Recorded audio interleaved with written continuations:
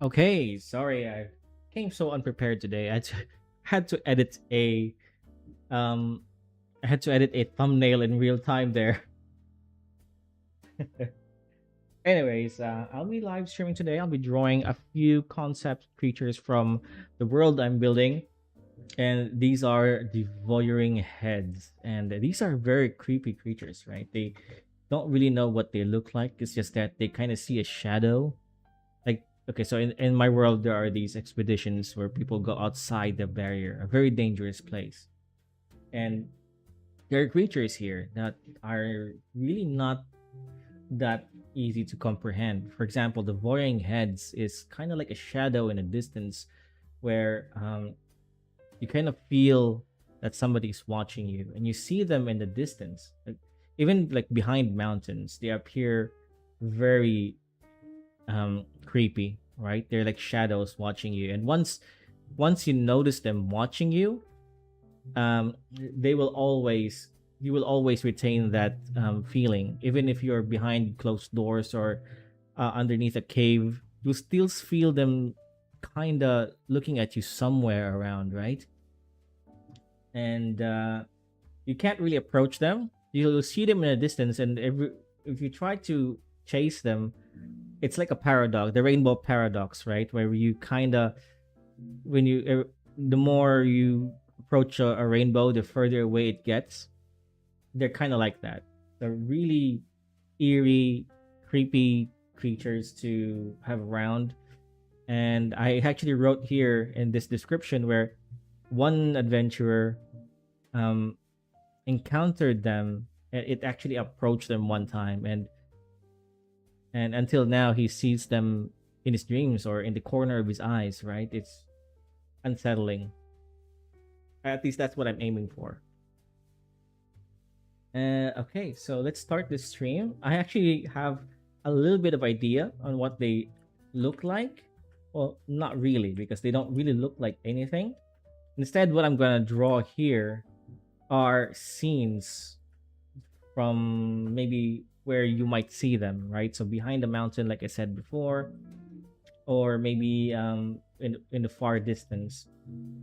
Uh, so I'm gonna just draw a bunch of mountain ranges, and then maybe draw a few creatures here and there, and at least give a proper a design somewhat, because I also want them to be vague, right?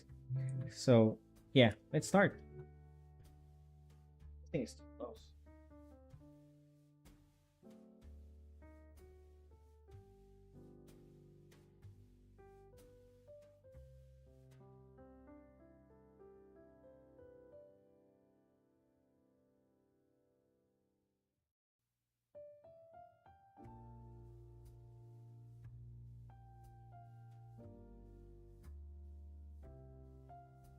Setting up my camera, forgot to do that. And I got my monster here to bring out our energy and our focus. I'm gonna need a ton of references for this. Oh, it's really good. Mango flavored.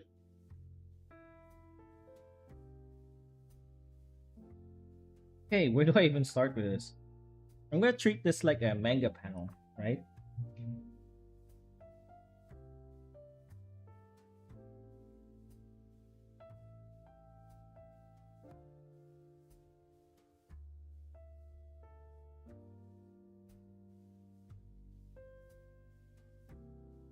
Then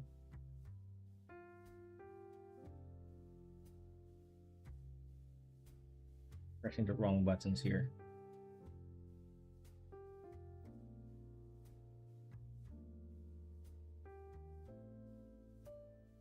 So maybe we'll sketch out like a mountain range here. I'm imagining something much closer.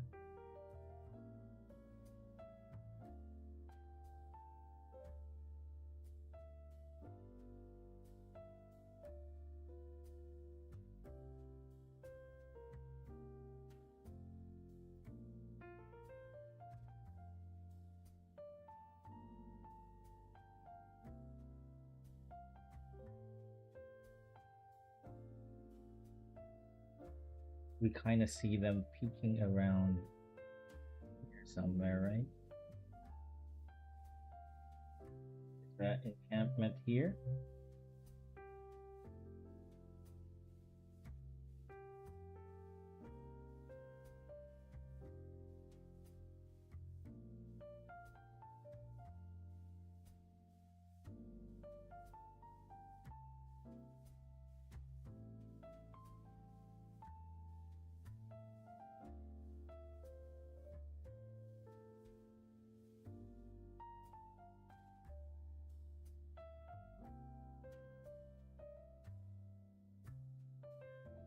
Okay, I kind of see where this is going.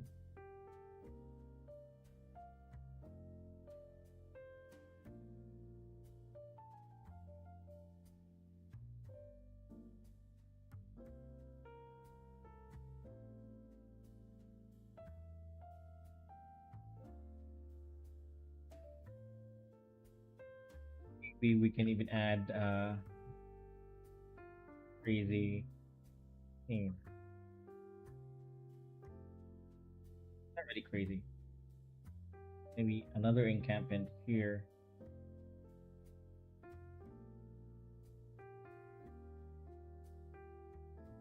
Distance.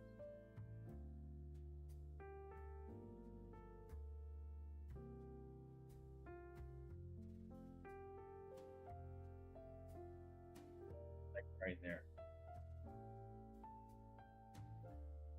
This is going to be inside, outside the barrier.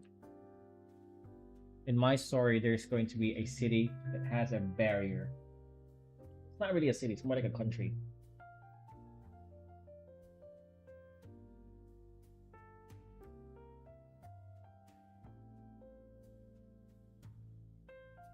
Inspired by Attack on Titan, where they're in a wall.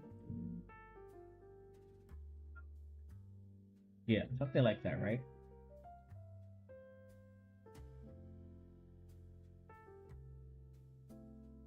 Barrier protecting them, and outside of this barrier is just death incarnate. Just death everywhere. Very dangerous place.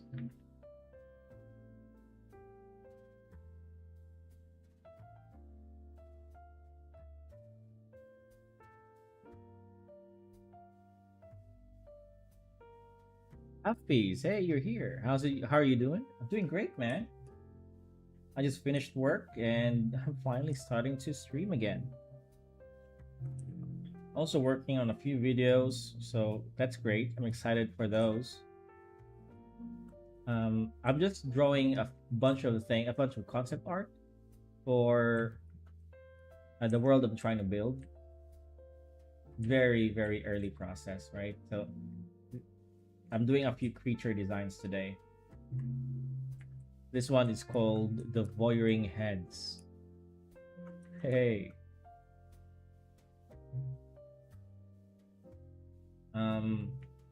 Which will just involve a few scenes of a bunch of mountain ranges and empty plain deadlands, right? I actually don't know how this is going to turn out, but I'm hoping for the best.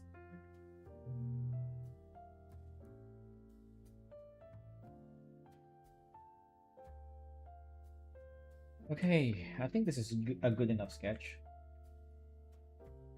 Maybe trees here. Trees. Maybe even make the tents really smaller, just to amplify that sense of scale. I'm really terrible at scaling things. I just realized that. Okay. Really simple. How's my camera going? I'm trying to capture this too.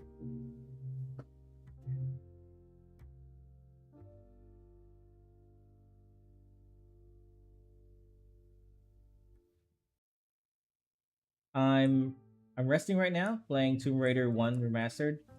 Ah, is that the new one that was just announced on the Game Awards? Or I think that's something else, right? Man, I haven't. touched Tomb Raider for a while. Not since the early 2000s. When I was no mid 2000s when I was in high school.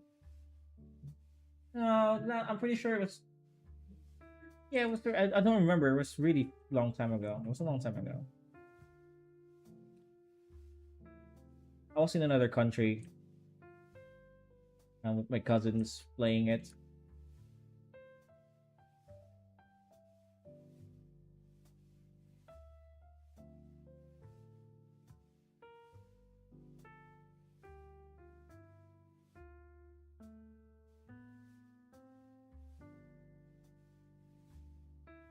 Um, yeah, but yeah, there was a there's I think there were two Tomb Raider games that was announced on the Game Awards. Gotta be honest, though, I haven't been a fan of Tomb Raider for a while.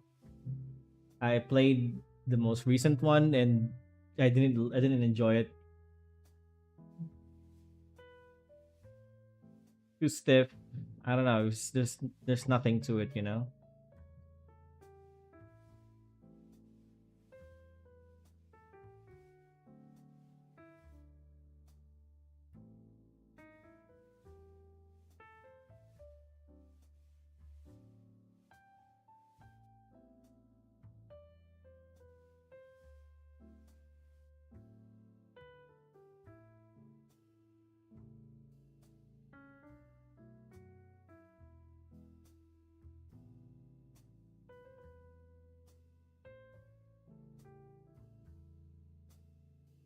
I have a person here.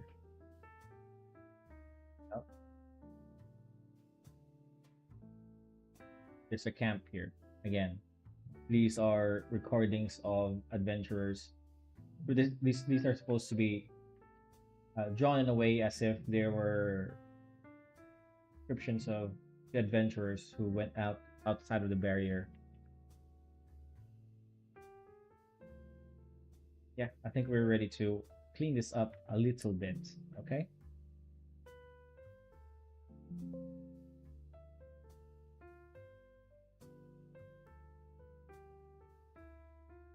do this that.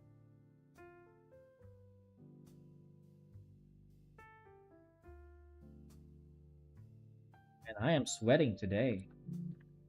Pretty sure you don't notice it, but I am sweating.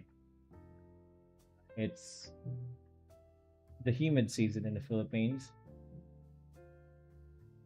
It's not nice.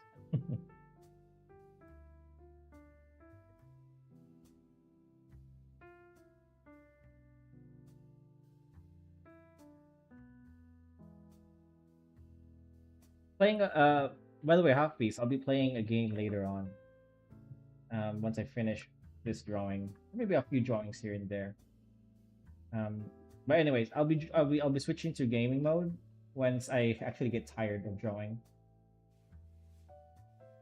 And I'm currently playing the new league for Path of Exile, drawing it quite a bit.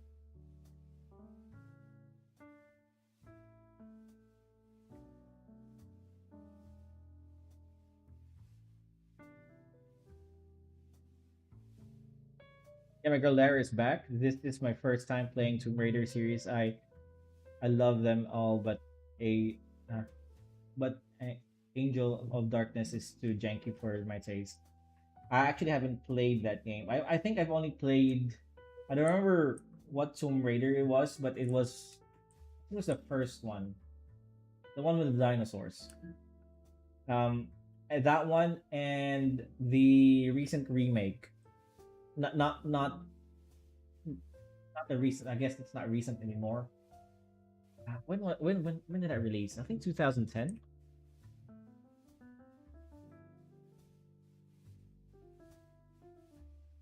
Oh yeah, Shadow of the Tomb Raider, and the Rise of the Tomb Raider. Okay, those games.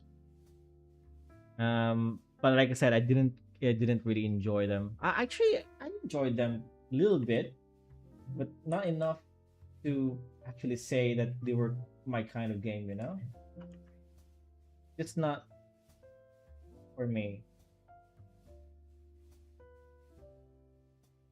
However, I did enjoy. I think it's very comparable to old school Assassin's Creed. I know it's weird to compare it to that, but hear me out. Um, Assassin's Creed One and Assassin's Creed Two quite had quite a lot of tomb raiding involved with it. Puzzles, going down catacombs, and playing that game reminded me of Tomb Raider, or was it the other way around?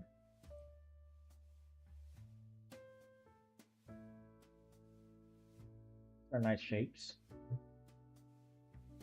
nice shapes.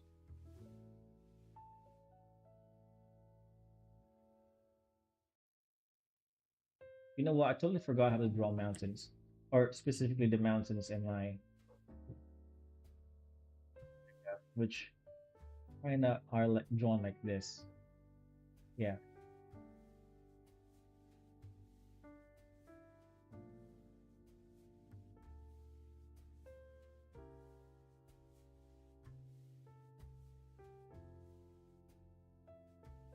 so I learned how to do this in real time.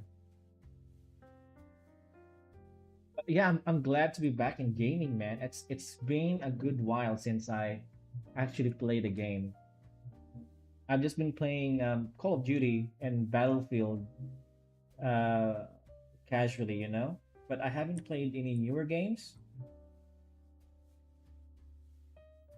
Like, I want to get into Arc Raiders. I want to get back to Path of Exile. I want to get back to No Man's Sky. Dude, I missed that game.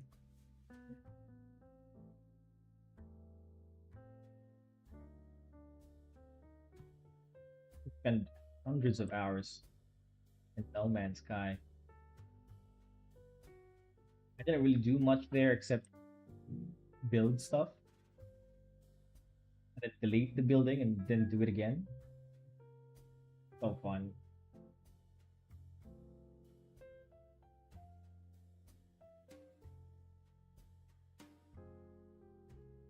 Oh, yeah, this drawing is going to be black and white too.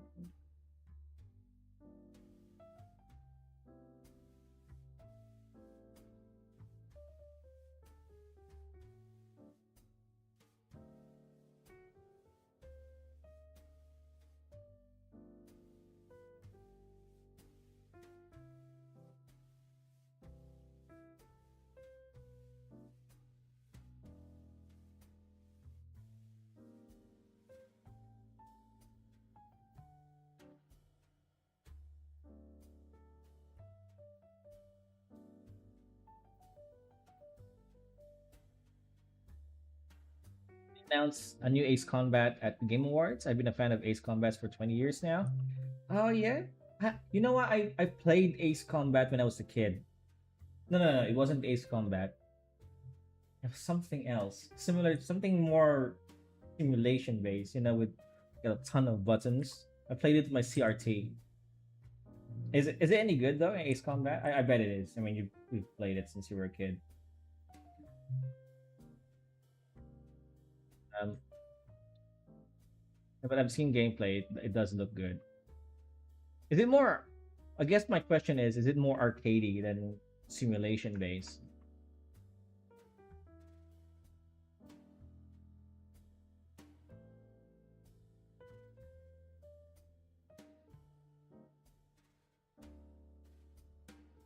Ace Combat. You know what? I'm gonna look up what game it was that I played. Um,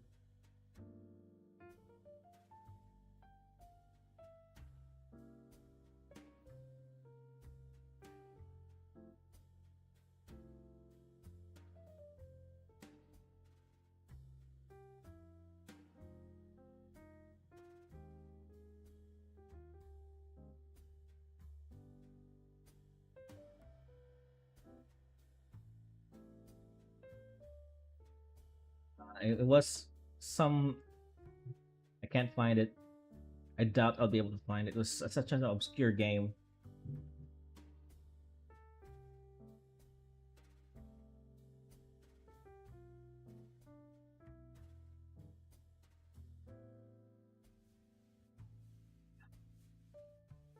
A guy.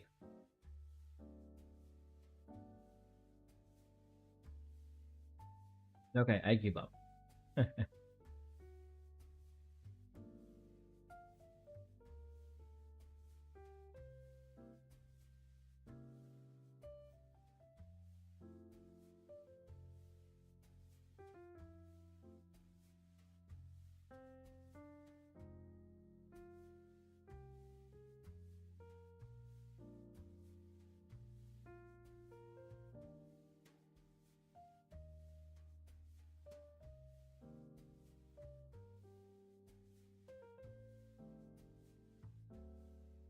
Very Fighter Jet is F-14 Tomcat because I'm also a Top Gun fan. Oh yeah, yeah, yeah, yeah. Yeah, mine is the I think it's the F-18 Hornet. I just love the design of that plane.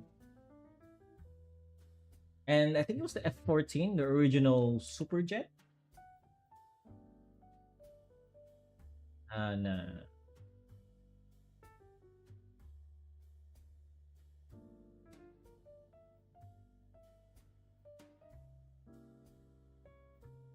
not the F-22. The predecessor of the F-22. What that was.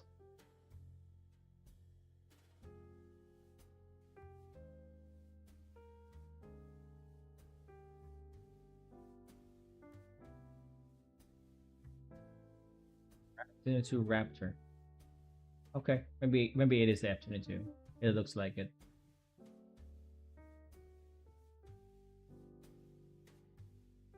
Um, makes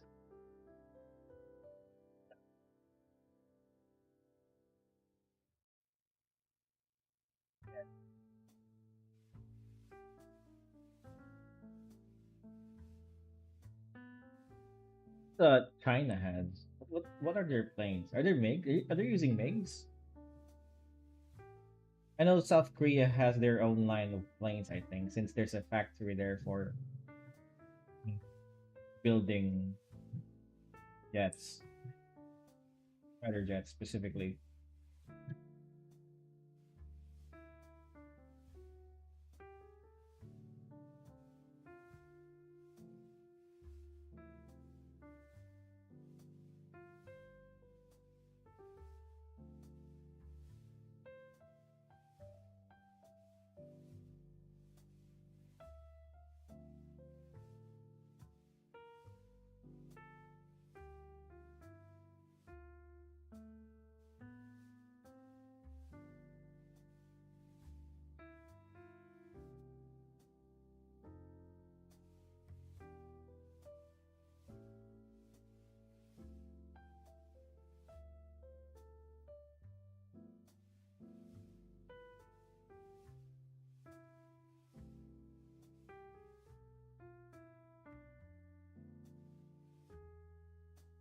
Thinking of buying a new model kit.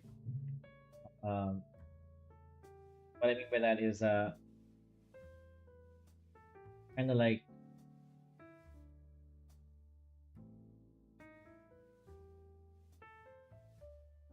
kits you build like a military vehicles, including boats and tanks.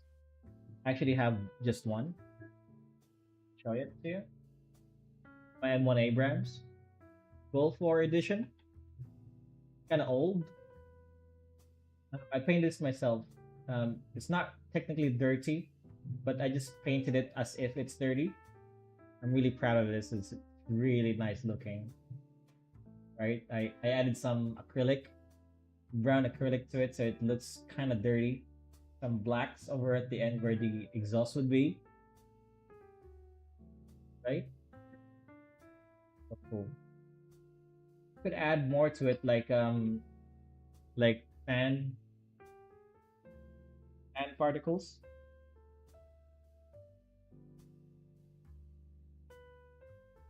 The M1A1, I think, not the M1A2, with a smaller barrel. A Gundam model. I actually have a few.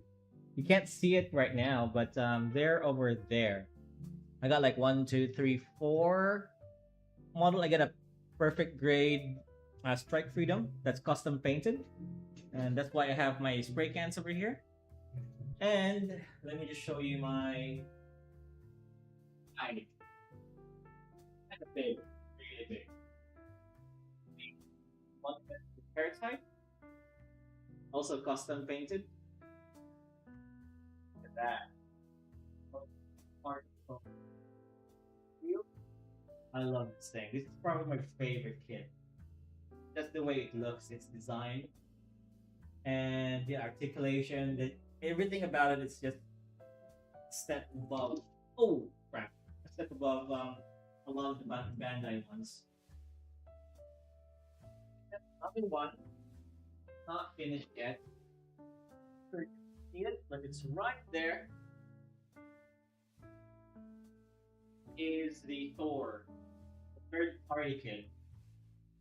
It's also custom painted, but it's not finished yet. It has a massive hammer.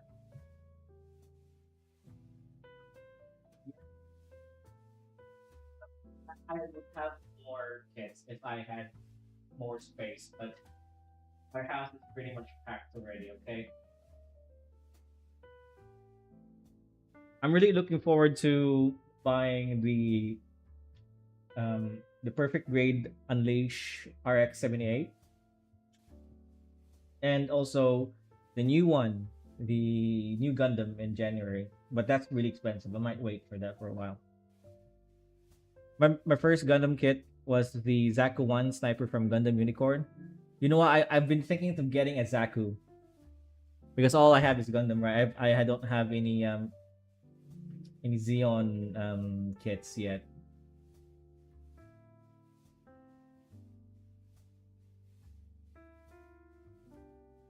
So yeah.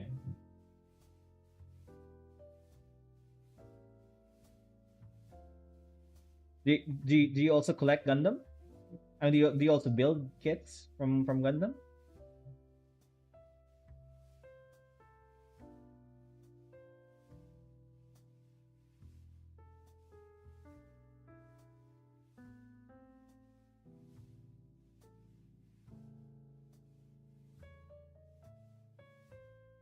I love painting them, eh? Probably more so than building them. I actually don't have a space to um, spray paint them. What I do is I go downstairs, down to where to the gate of my building, and then I spray them like at night, like at 2 a.m. where nobody's awake, because I live in a condominium and the smell can get really strong. Luckily, everybody here is friendly to me, so they're very polite and telling me that, hey, just do this here, just do it there. So it's not a big deal. It's a hassle though, but worth it.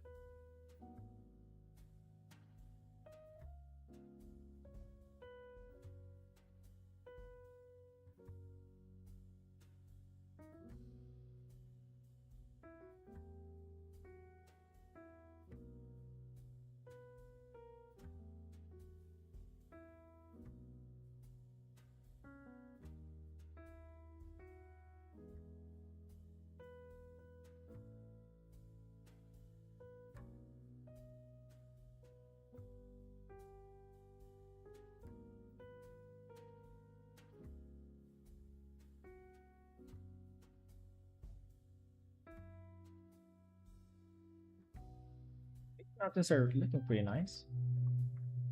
Let's expand it just a little bit more. I don't want to rush this. Let's actually add the face now. Maybe later. Yeah, I have an idea how to make that really creepy, but I can't do it until I actually finish the line work. Oh, I'll just be patient with it. My two other 000 Quanta and Unicorn titanium finish. So you do customize your own kit too, huh?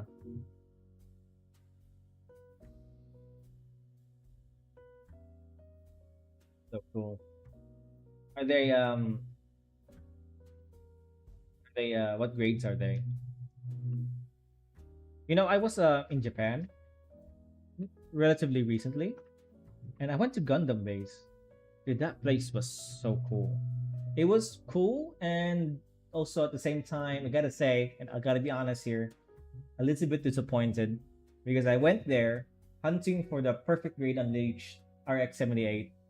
I've been really wanting to buy that, and they're not available here in the Philippines. I mean, they are, but it's really difficult to find one. I've tried, okay? I've tried a lot of stores, and they're rarely available. And every time they are, they always get sold out.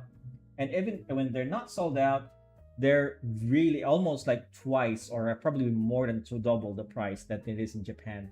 So when I was in Japan, I really wanted to um, buy that thing, right? Because it's half the price there. It's like 9,000 pesos or 20,000 something yen, which is ridiculously cheap. Probably double that here. Okay. Um, so I went there, and there wasn't not, I went to like Akihabara, which is like the anime center of Tokyo, and yeah, it wasn't available there as well. Went to Gundam base with a massive Gundam statue of the unicorn, and it wasn't available there too.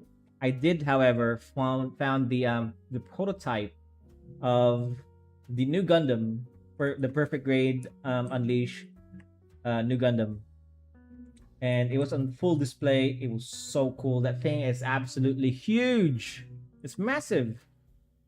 It's probably at least an inch or two bigger than my Strike Freedom here. Dude, I'm so excited to buy that thing. It's coming out in somewhere around January. And yeah, it's still very expensive. I'm probably not going to buy it then. I am planning to go to Japan again sometime next year, and I'll just probably buy it there. Yeah, it's not worth it buying those things around in my country if you can go to Japan anyways.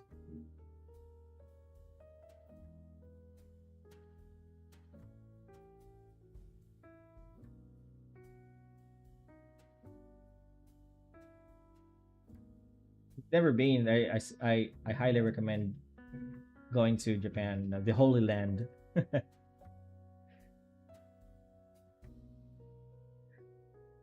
Yeah, I think somebody called it the Holy Land, which is funny because I kind of get what they mean. For anime fans, fans for everything nerdy, fan of a Warhammer too. They had a big store there for everything Warhammer.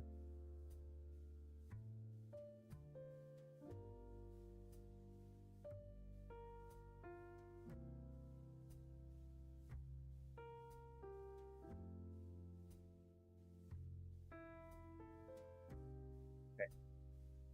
That's a nice mountain range. I might actually use this drawing to as a background later on.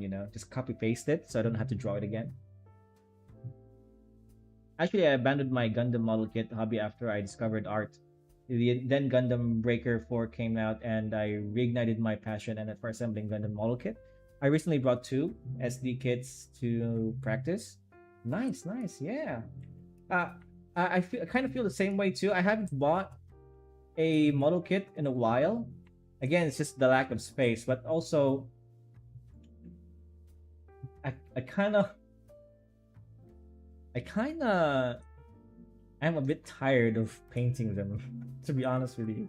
In fact, the model kit I'm trying to show you here, not sure if you can see it right. This guy right there has been sitting there unfinished for I think a little over a year, almost a year now. I just can't find it in me to finish it. It already looks good in my eyes. It's only a couple of things that needs to be done.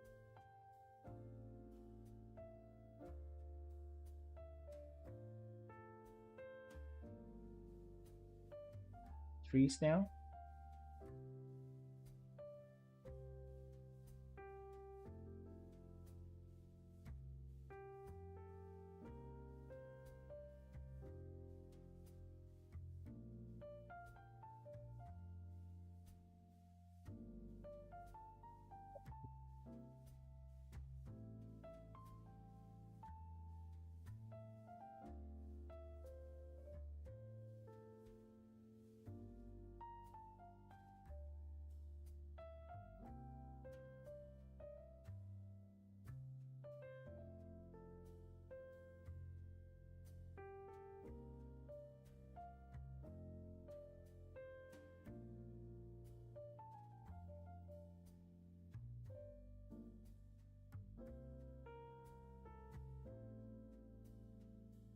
YouTube is giving me an error.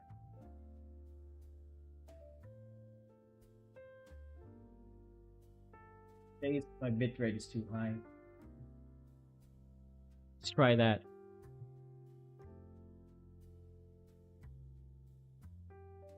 That should trick.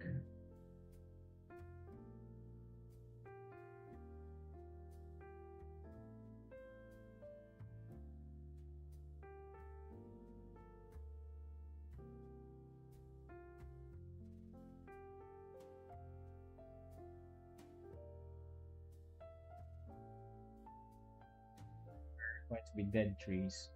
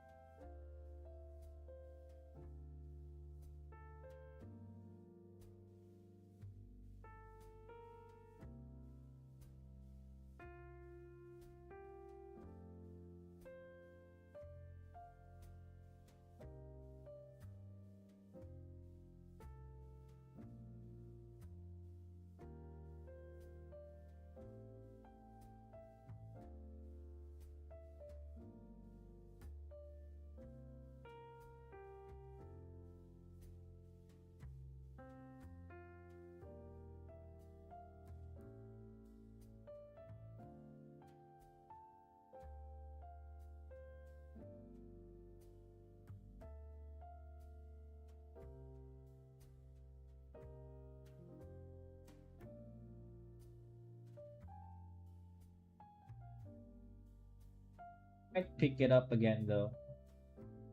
Painting this thing. I actually found a new hobby. A much more dangerous and probably just as expensive or even more so hobby. Hobby, right? I'm just collecting art books and mangas. I mean, who knew collecting mangas would be and art books would be really expensive? They're actually not. Each one of them isn't that expensive compared to Gundams. However, the problem is they stack a lot more than Gundams. Because once you get one, you gotta get the other one.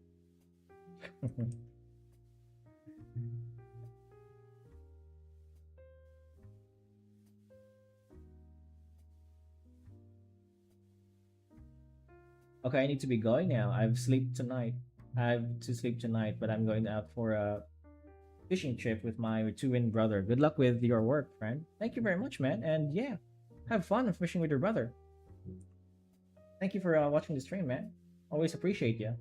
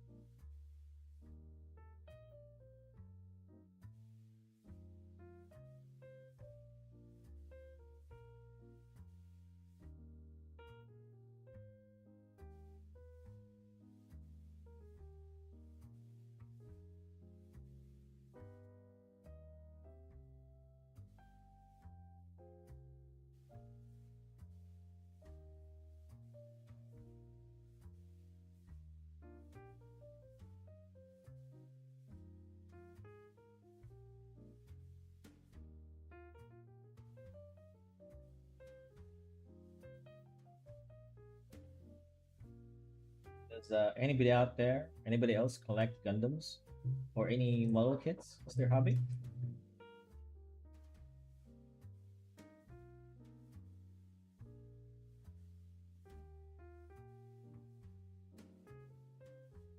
Do I think it's kind of art related.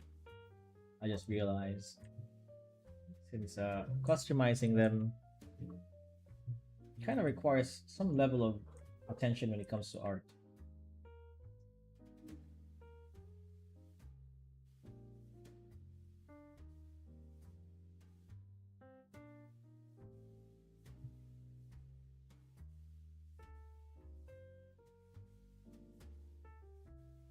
Nice.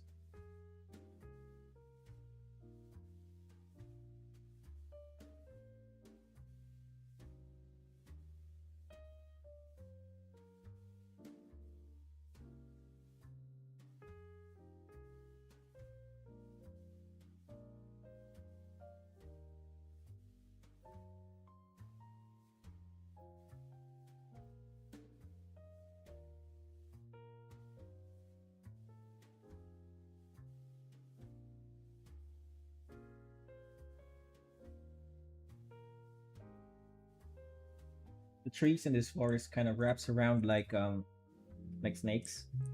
It's meant to be a little bit creepy, as if they're kind of twisted.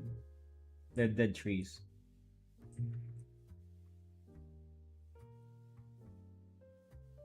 There's a little bit of story here. So, in this world, the world has kind of come to an end. Not entirely. There's one more city or fortress, as I like to call it, the last fortress of humanity. Very Attack on Titan-ish kind of vibe, you know. I mean, who doesn't like Attack? Well, maybe a few people that doesn't like Attack. I love Attack on Titan, but yeah. So outside the city, well, inside the city is a barrier protecting it, and outside this barrier is pretty much just death everywhere. Everything has been transformed. The land has been um, defiled, you know, lack of a better word.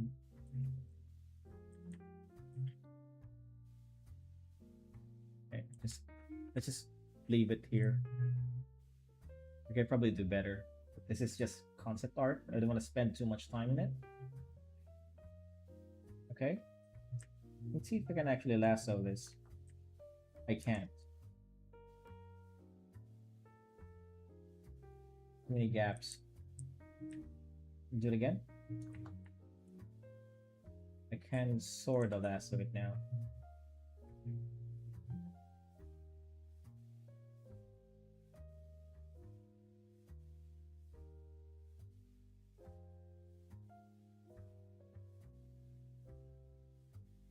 Okay, like that.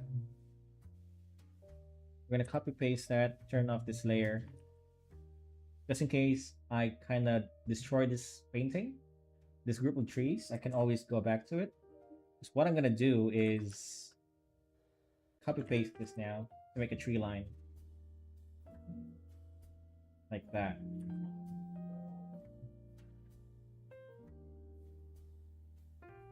Then leave the one behind it, see? Now I have a tree line. And just do that so that it doesn't look copy pasted. Just change bits and pieces here and there. You know, maybe change the forms of the edges. So it looks more original than it actually is.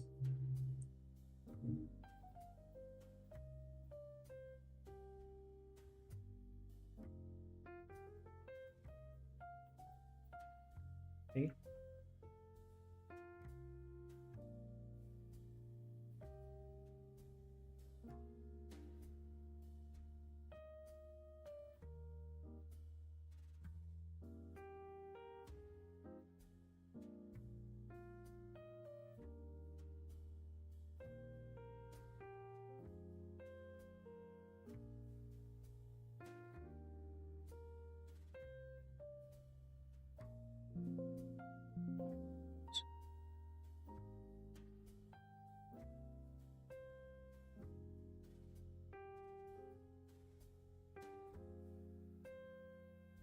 Go. Now we got a group of trees that we can use. I can probably, I need to make them just a bit more smaller.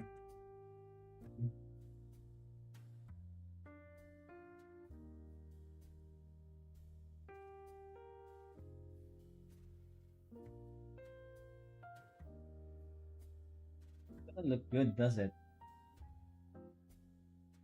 They're too detailed. First of all. Okay.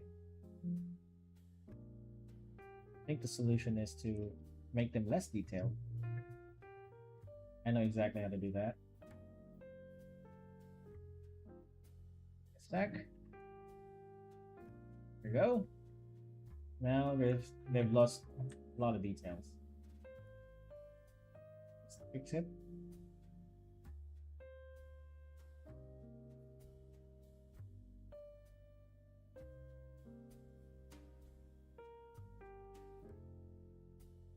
Ew, it looks good. Hey, thanks, man. Sentient Watermelon, shout out to you. Thanks for watching the stream.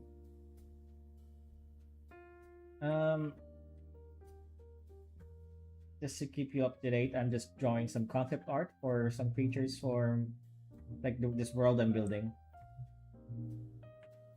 And right now I'm just drawing some dead trees, silhouettes of dead trees, rather.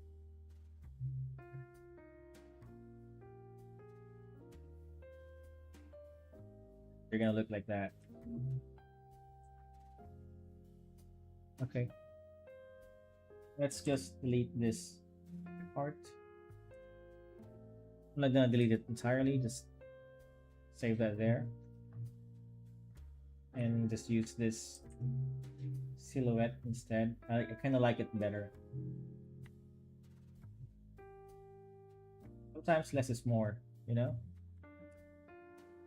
It's me, Birds. Oh! Oh, hey, man. Nice to see you here. Did you message me on Discord? Because I'm not really looking. Okay. Guess you didn't. What is going on? My controls are... Okay, there you go. For a second... Oh yeah, it's not working. There you go.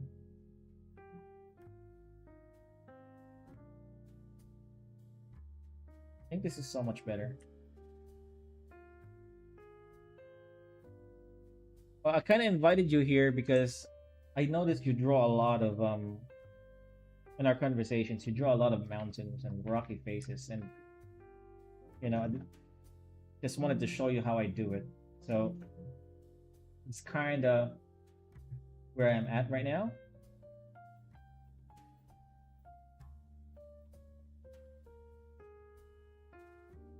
Controls are wacky.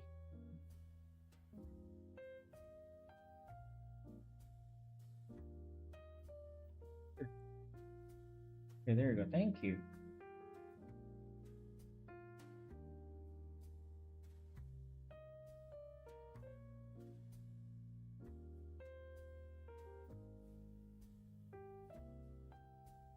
A tree line.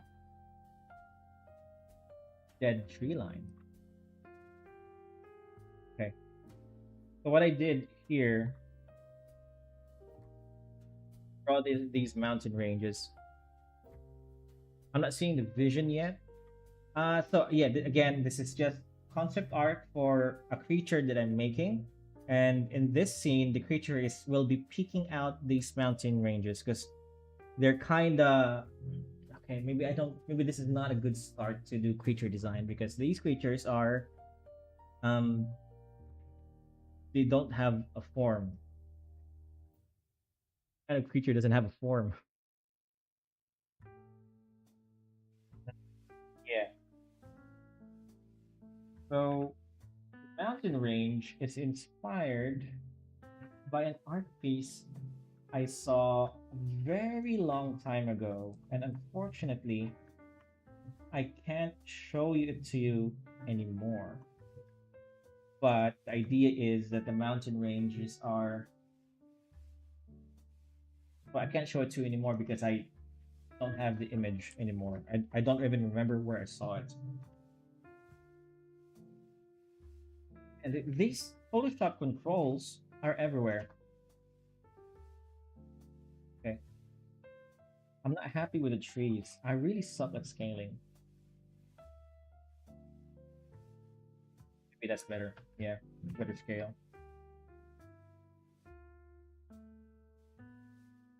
These are closer. Oh. What was I saying? So the idea was that the mountains are kind of exaggerated in a way that's more fantastical.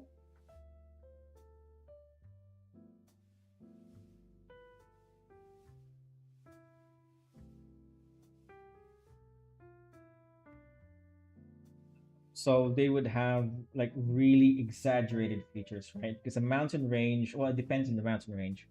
So I believe, correct me if I'm wrong, but I believe it's created by tectonic shifts, where one plate goes downwards and the other plates goes upwards, and they kind of overlap, creating this shape over here, right?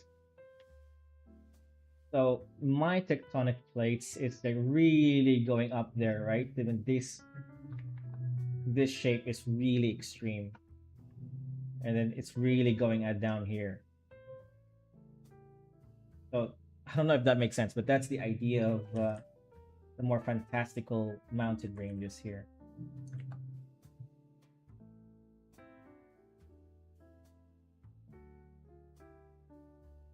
I think they exist in real life anyway. These kind of mountains. I don't know. I haven't seen one.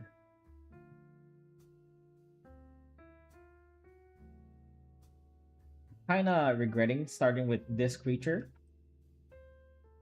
because they're kind of formless. So I don't really know how to draw them yet. I'm just imagining the scene for which our character will be encountering them, right? So the idea is it depends. Sometimes we go up. Yeah, yeah. I'm not an expert. That's just how I was taught, and it's been a while, so I might got my information wrong or outdated anyway. Where was I? Yeah, these creatures. Um, to tell you more about them, it's they're formless, but they're kind of creepy. They're voyeurs in the distance. Um, kind of sense them looking at you from nowhere, and then when you look at at the far distance on the horizon, you'll see a head, a shadow of a head, looming in, peeking at you, right? And you kind of feel their gaze all the time once you notice them. And the key is to not notice them. Even if you're under a cave or under a tent, something like that, and indoors, completely concealed, you'll still feel their presence somehow. And it never goes away. And they'll only show themselves, or at least you'll only feel them in moments of security, of certainty, of confidence. And the story goes that they kind of throw you off. They're not really evil or bad in some way. They're not hostile. They're just there, like a force of nature. They don't approach you, they don't attack you, but they're just trying to give you a sense of dread. They're just looking, voyeuring at you all the time. How do you describe the vibe you want to achieve? Also sick. Yeah, so I'll draw the creatures once I actually finish the mountain range here. I'll draw some tents because these two panels are supposed to depict the like notes from adventurers who've encountered them, right? So I'm gonna draw some like tents here, really small ones. We're not even gonna draw characters, like something like this maybe.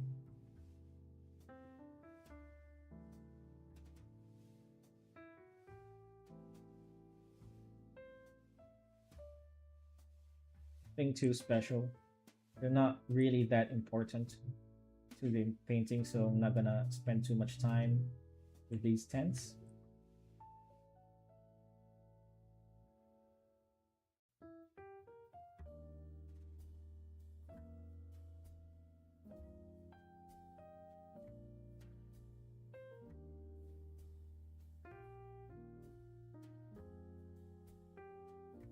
So yeah, that's the vibe. To answer your question, I want to get a sense of like creepiness, like a stalker, always watching but never doing anything. So the thing is that there are experienced adventurers, really adept adventurers, but even they get thrown off their senses if they notice a watcher. Voyeur. I want to be more original, so instead of calling them watcher, just what's another name for a watcher? Oh, voyeur. That's more creepy, right?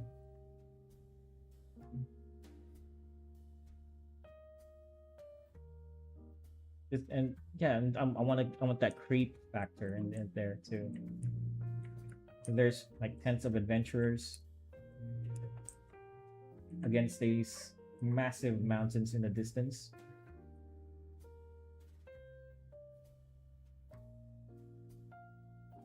We're gonna draw them very soon here, and they're gonna be very anticlimactic.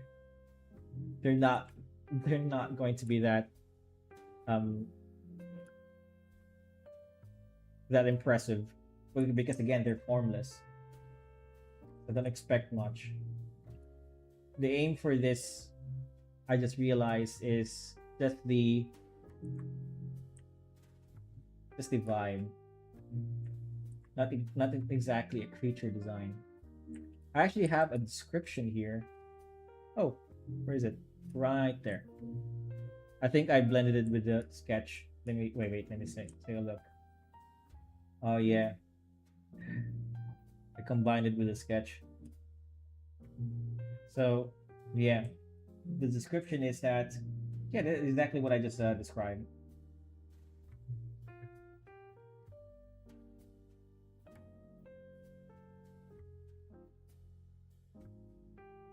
Uh, Here I'm gonna draw a sigil too, like a symbol associated with them. In the description, I kind of already described what the sigil is. I'll just leave it there if you want to read it for a while. I'm just gonna take a sip.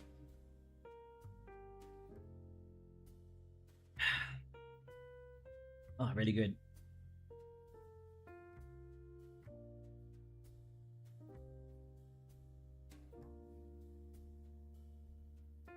Human shadow. Yeah, that's the thing. That's the plan.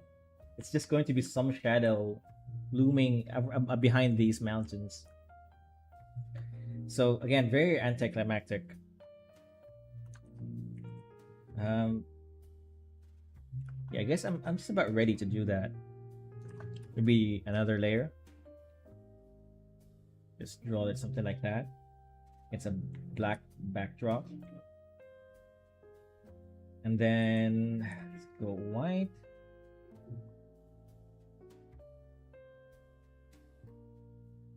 They're actually a bit inspired by a Legend of Zelda. No, was it Zelda?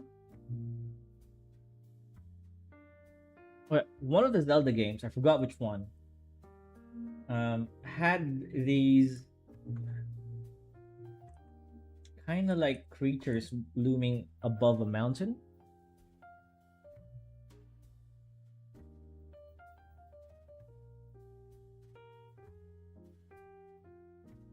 So it's kind of like that, right? Very anticlimactic. I mean, I'm drawing this massive I'll draw them even better. Don't worry, just catching where I'm gonna put them. I got an idea. Okay. Wait. We like this.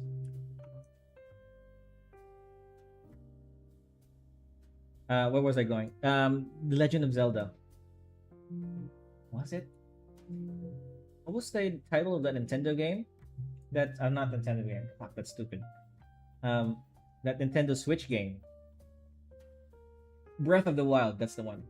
I think in the maps.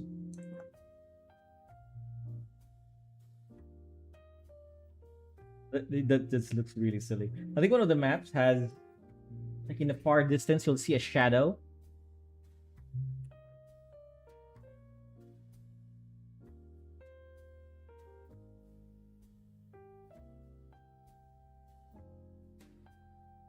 Okay, that's really silly. I mean, drawing looks really silly. Yeah, a more deformed head.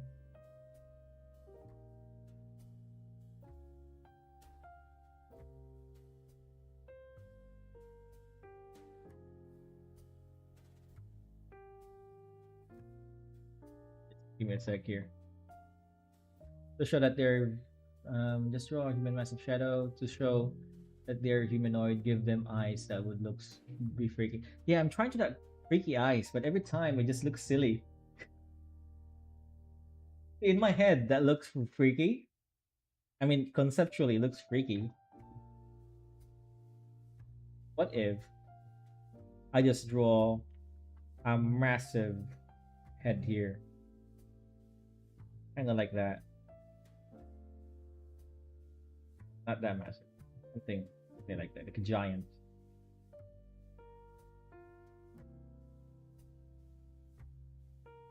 Well, yeah. Yeah, I think that's Breath of the Wild, right? Where you see a few shadows in the distance and you can't get to them. That kind of vibe.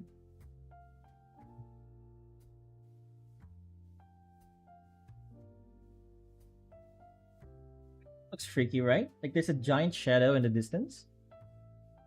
What's a freaky face? That's a freaky face. It still kind of looks funny.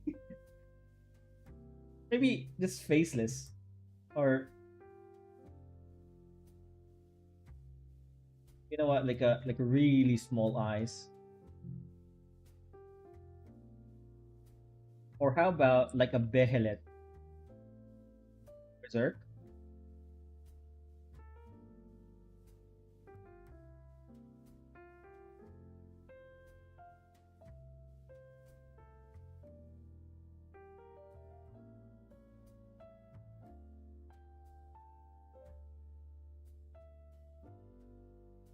A behelet, you know, where its eyes is in one place and nose is another.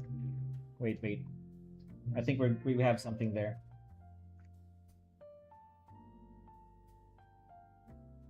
I just wanna more.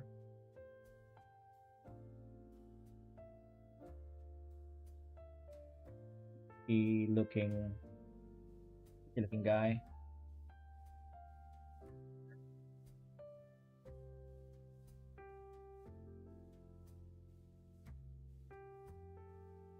Yeah, what I'm doing with this. It's a really, it's a conceptual kind of creature, right? Formless. Okay, let's just do a behelet. A behelet face.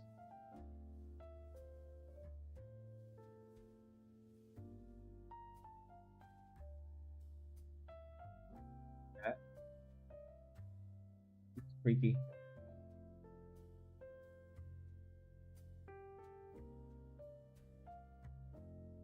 Actually, you know what? If you zoom in like that, it looks very silly. But if you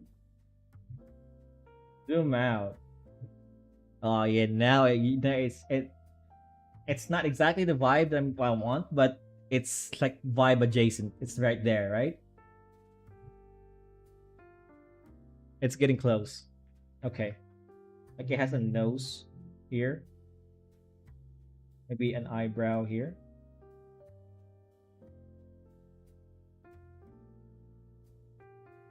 We'll have the hands um trying to.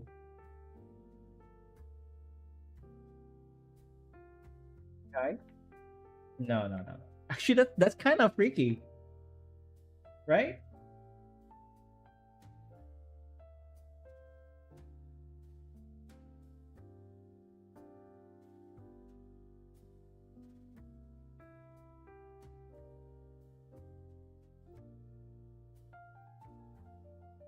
Want to do something with the hands.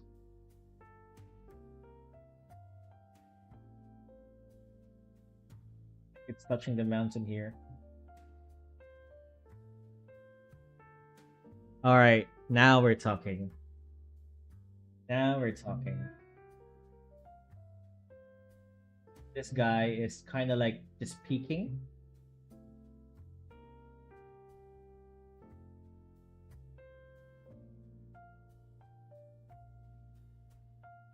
I like that.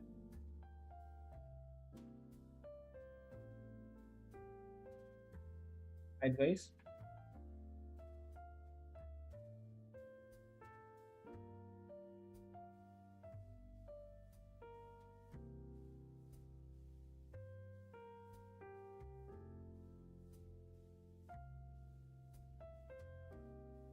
Okay, now we're talking. I actually drew these guys already in a few of my panels. I'm gonna show it to you, and you won't have a choice otherwise, but to see it. Look at it. I think it's over here. Though at the time they were pretty undefined. I've already wrote a lot of the story.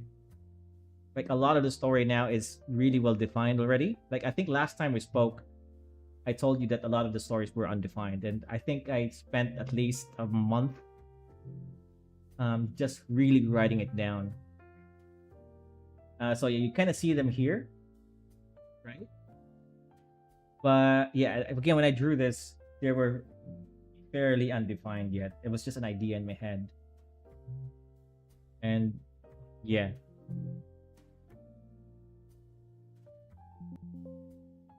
I think I want to draw one more of them, one more big one, just one more.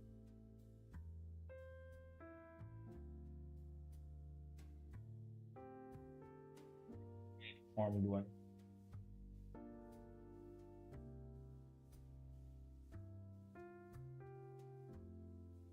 Kind of look like he's pumping his hips. White makes it real big. It's like gray, so that's harder to see. It might make it more eerie. Dang, that's awesome. Uh, I actually kind of like the white a little bit better, but I think I'll draw them depending on the backdrop. They're not necessarily white.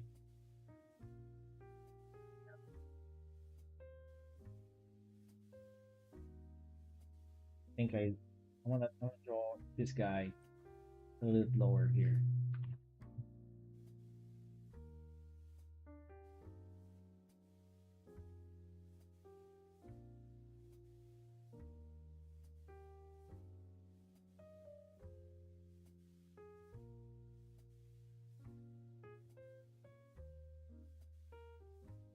Upside down face. Oh, that's really big. That could be cool. Like its nose is in the bottom here, but its mouth is right there, kind of smiling.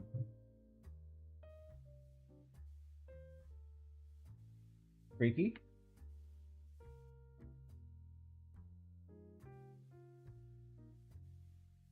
That. Oh, that's freaky.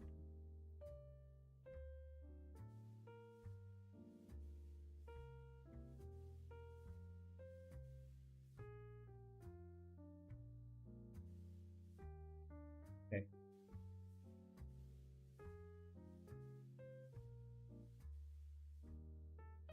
Okay. I really like this, and this is so fun to do for me. I'm having like a blast.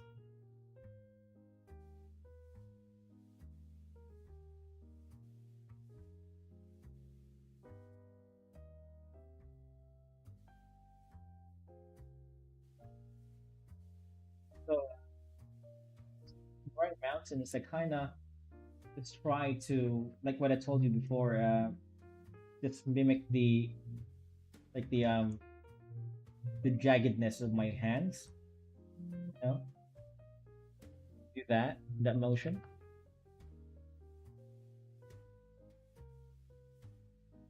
It looks like a unibrow. Is it? I don't see it. Upside down.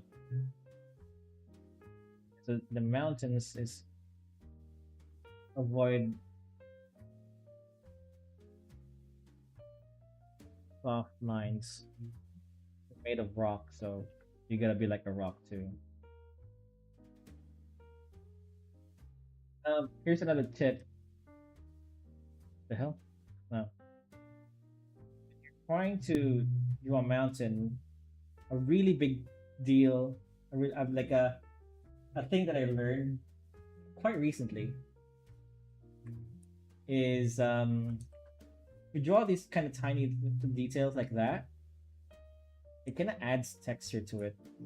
On its own, it doesn't look anything impressive, but if you add it all over, then you kind of get this like, texture, right? I don't know if you see what I mean, but that's what I did here, and I think that's what really brings this to life is these small dashes dots that I'm trying to incorporate all over the drawing. If you also read manga, I'm trying to change, well, not change. I'm trying to incorporate some art tricks rather from Witch Hat Atelier. The artist there utilizes a very unique way of hatching. So for me, when I hatch, I just kind of go all over the place, like this. But I noticed the artist, the artist of that manga, when he I think it's a she, I don't know. When that person hatches, it's very deliberate, right? It's kind of like this.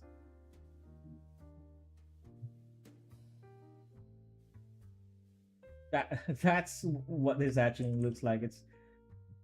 When I think about it, it's like wow, this really took him a while to draw, because that's really deliberate. Okay, I'm just gonna shade this a little bit. I'm not gonna render this too much, but this side of the mountain is supposed to be dark, so we're gonna do that soon. Another quick tip is use the lasso tool, the magic wand, and if it's a closed drawing like this, it'll just select this part, and you can just have at it, like this, the warring going outside of the selection. There you go. Really quickly render it.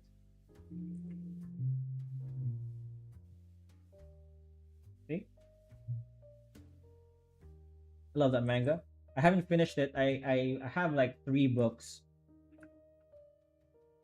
And so far, every goddamn page makes me feel inept, as a mangaka. I was like, why am I not this creative? It's so good. Besides the story, the artwork is really what I'm looking for. And it's so goddamn good.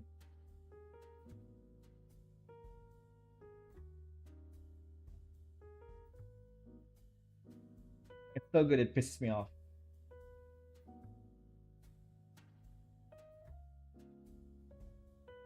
It makes me want to go back to my clients and ask them if I could redraw some of the earlier chapters. Pretty sure some of them will say yes. But I'm not sure if all of them will be willing to pay for it. Actually, I'm willing to do it for free. Hey, Silver Comet, you're back. I haven't seen you in a while.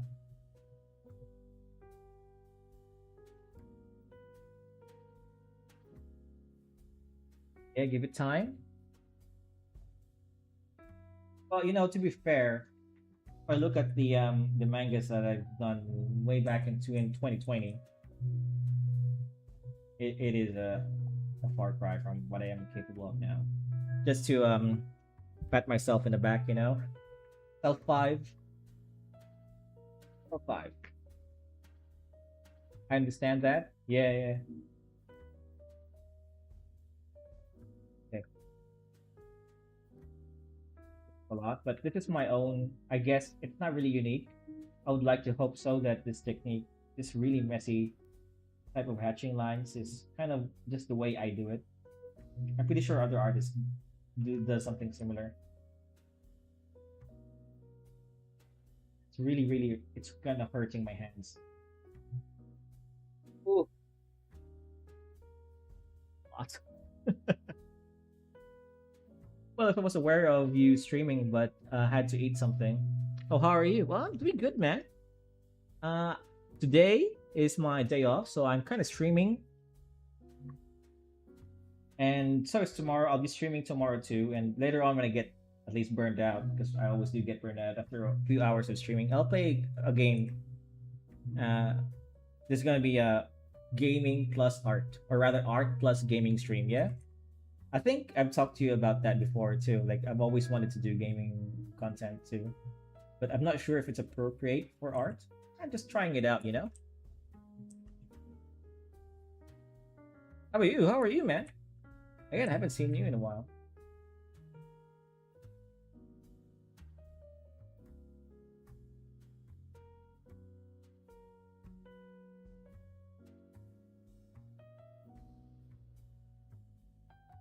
Okay, that was a lot to sketch, to hatch. There's just one more big space here that I want to do, and then I'll move on to the next drawing. And I'll even I'll try to think of a concept for these guys over here in the mountain.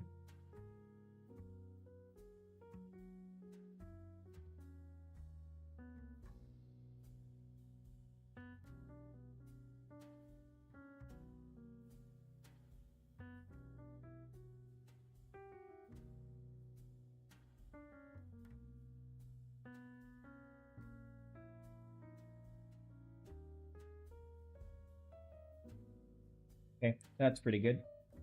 Maybe just a little bit more here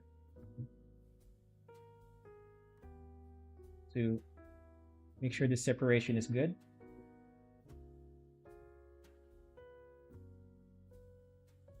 Yeah. See? Trying to avoid grays. Well, not avoid, just trying to reduce my use of gray. I noticed that I use that quite a lot.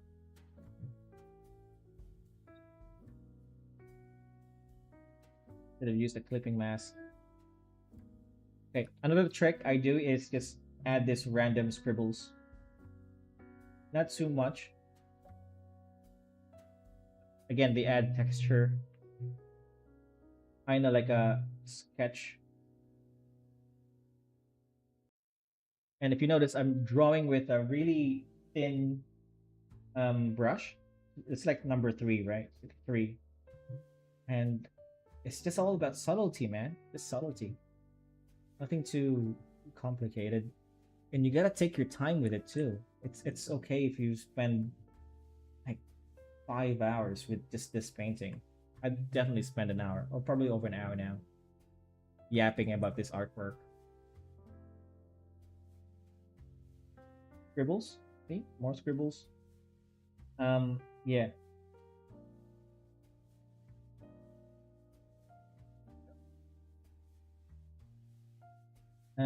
Besides scribbles, you can also add like scribbly shapes like this, kind of like pimples. I don't know why my head went to pimples. Okay, see? And that's my mountain range. Oh yeah, one more thing is if you also make your brush thicker and just add really thick lines along the edges where both mountains are the closest to each other. So for example, this mountain range and this mountain range overlaps. So we're gonna add a really thick line there just to signify that there's a separation. Same here.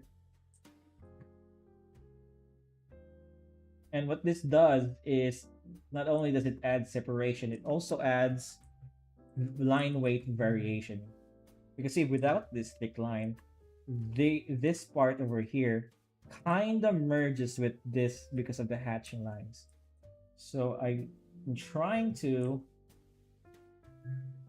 make that thicker like that. Okay, so now it's separated. All right, if that makes sense. As for me, basically had a migraine into the night. I mean migraine. Migraine? You had a migraine. When you woke up. That's terrible, man. I hate those.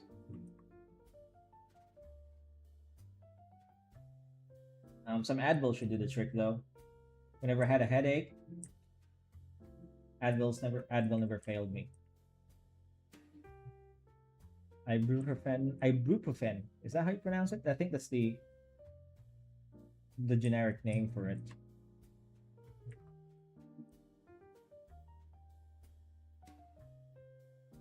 Okay. There you go. So they see we got now our line weight distribution is pretty even. Got some really thin lines, some normal lines, and really thick lines too. We could even go further with this and add a gradient, like right here, right behind the tree line, and that's gonna add more separation. But I won't do that here for now. Okay.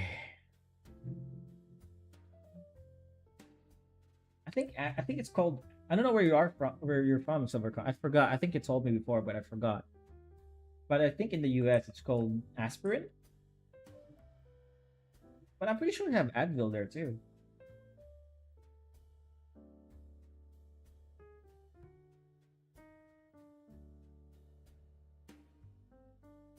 Okay, we'll draw one more scene. My camera died. Just give me a sec. Update. Okay, this scene actually involves a few characters that are in the distance. So again, I'm not trying to portray the characters here, just the vibe of the creatures I'm trying to design.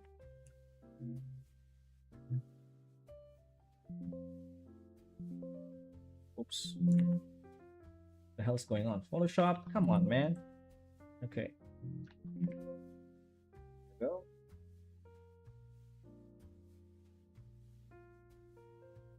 You know what? I forgot to draw the clouds here. That's okay. So the idea here is that these guys are standing on a hill. I think I draw the hill. This cliff here. It's a bit too close. I mean, too big. I want it to be small enough to see the mountain range behind it.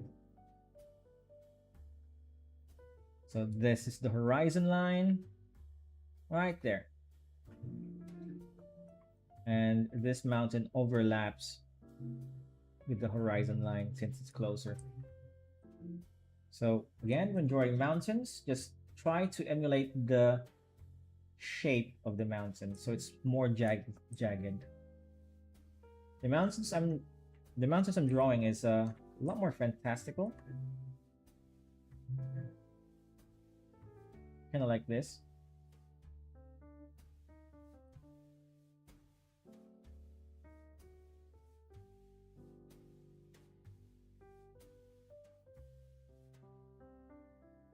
Okay. Let's see how that looks like. Not bad. And it should go into the ground here.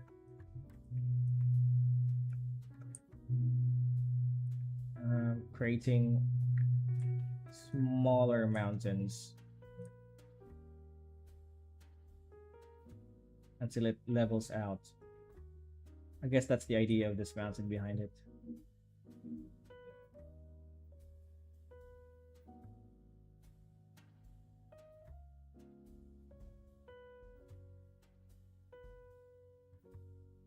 Okay.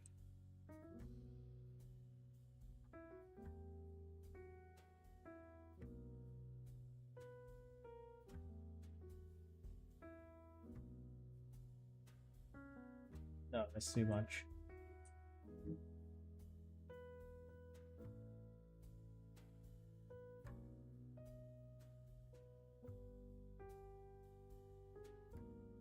Right. Looks good.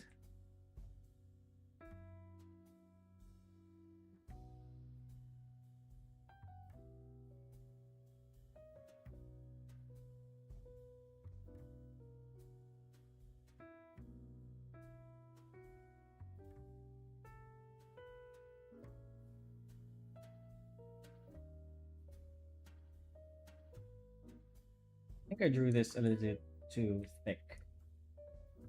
Yeah, this is definitely too thick. That's okay. You can always just mess it up. Like that. Messing it up like this kind of adds more texture to the line work too. It makes it look jagged, which is what I'm after. Jagged mountains, so jagged lines.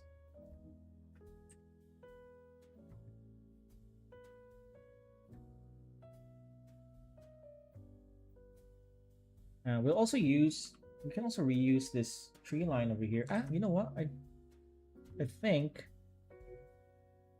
No, I didn't. I did not save it. Damn it. Okay, I'll reuse this tree line.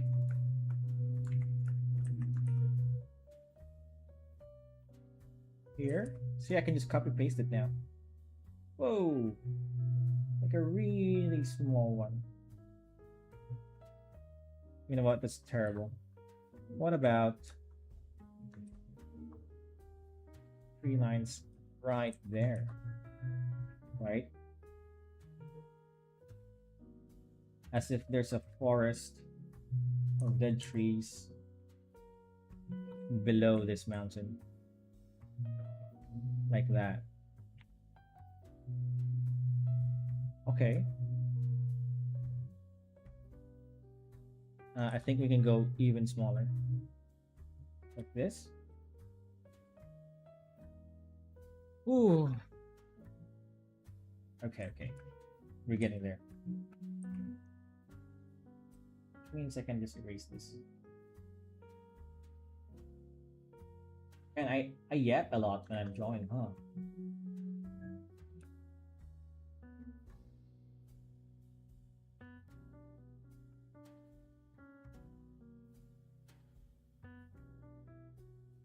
I'm gonna shut up for a while.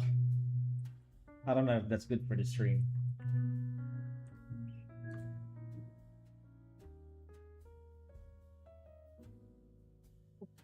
Let me just snap my back.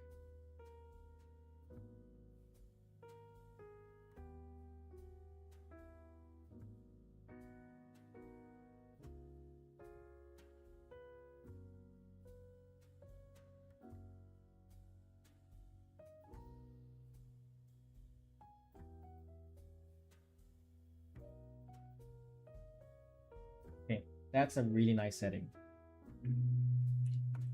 Now let's draw the tents. This time the tents will be a secondary component to, well, maybe a third component to what I'm trying to draw. Because here they're very small, barely visible, and I barely draw them properly. They're not supposed to be a main attractions, but here We'll have to draw them properly and big too. You know what does medieval um tents look like?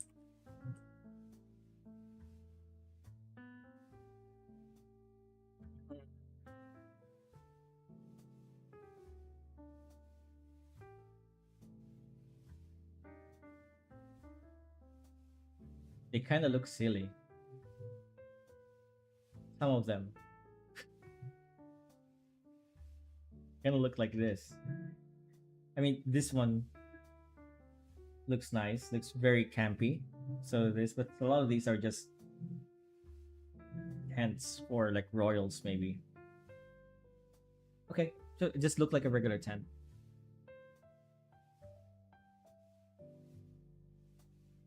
Oh yeah, so you're working on another landscape for the story. This is more of a concept art, Silver Comet. I forgot you weren't here for when I described it. So right now I'm focusing on world building, and I'm drawing. This is actually creature design for these creatures over here, but these creatures are kind of formless, so I can't really design them in a way that's meaningful. So instead, I'm trying to draw them as if it's looked at, it's being reported by the people who encountered them, right? So these creatures are the voyeuring heads, and I have a description of them right over here.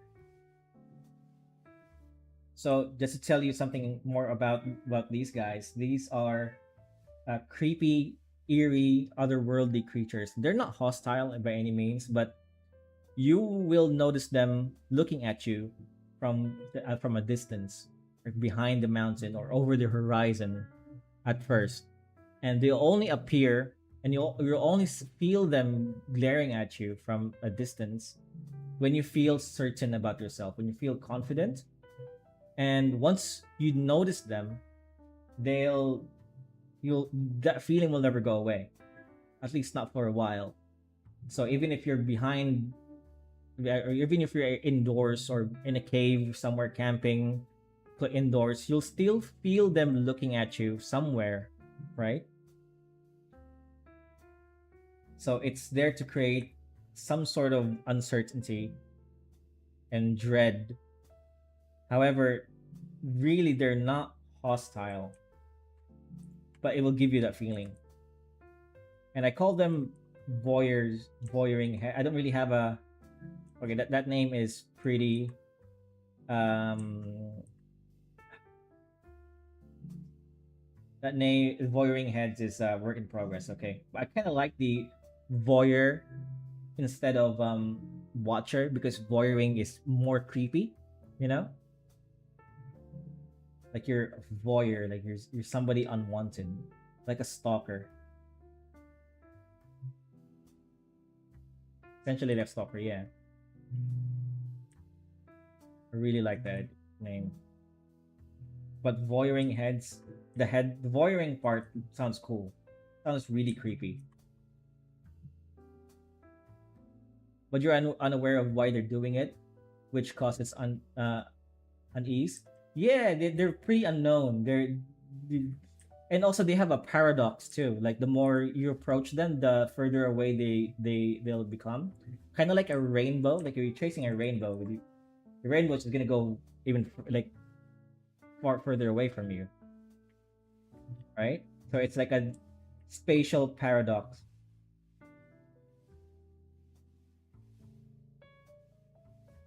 I think it's really creepy. Right, the sense of somebody watching you, even though you're behind a curtain or somewhere you think it's safe. And so the key to avoiding them is to not notice them.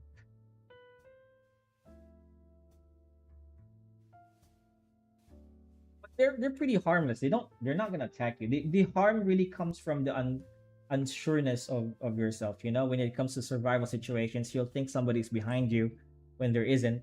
And the most crucial time, then you're gonna second guess yourself. Or when you're fighting something, and you think there's like a third party maybe like behind you, which causes you to trip or causes you to hesitate, you know. So that's where the harm comes from. The eeriness of the feeling, the situation that they give you. Okay, so these are tents. Let's just create a really nice firewood here. Oh, not firewood, like a fire rock circle thing. Campers do. But there's no fire. Just as if they've already put that out.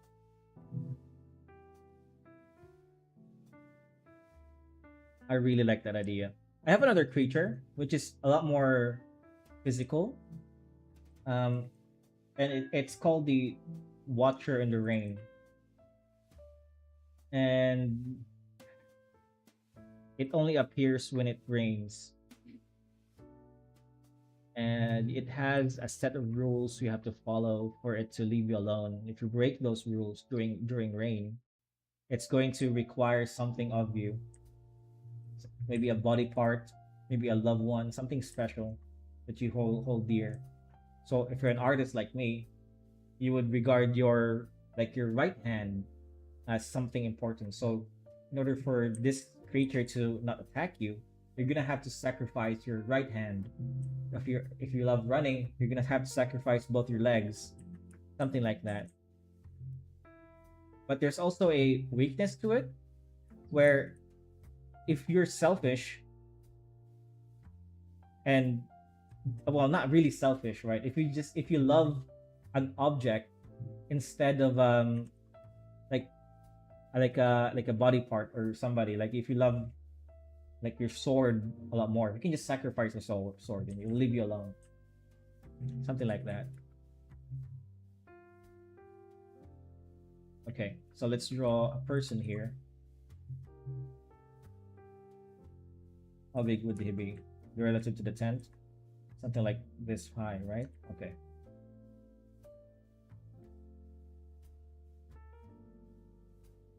Very simple person. I don't want to spend too much time with this guy. Make him like startled. Taken back.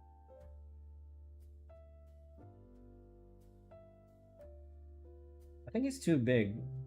Ooh, I kind of draw him in the wrong layer. Damn it. No. No, can I control Z it? Okay, I can. Alright.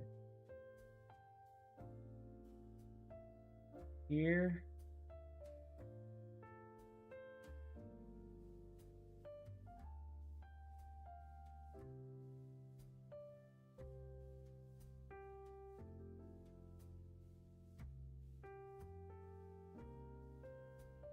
That's too big. Like that.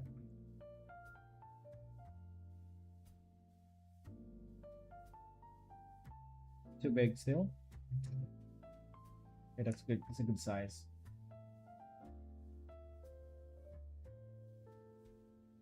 Oh, a head here. Closer to the camera.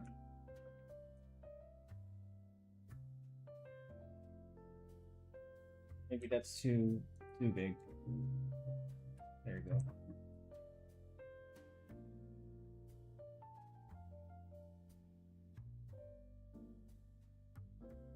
One more. Oh yeah, one more thing I learned is if you want to draw up another guy, is you can just copy paste the drawing already done and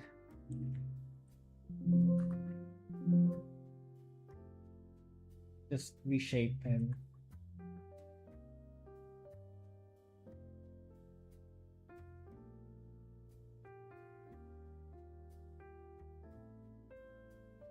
That way, right?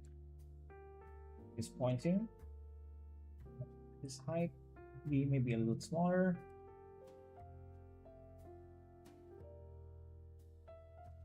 Okay.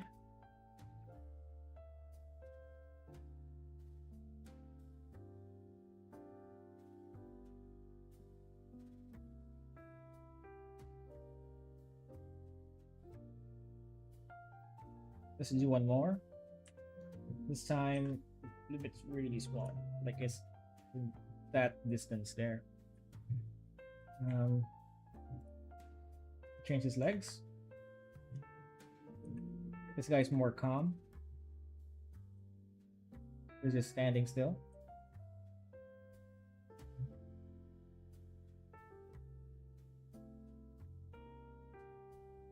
He's using a telescope.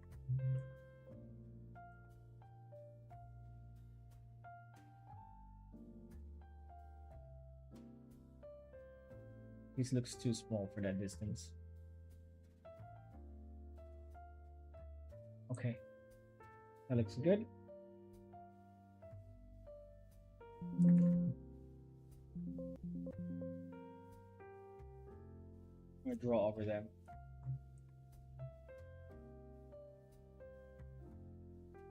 Who should this guy be? Maybe this guy is a female. Female here.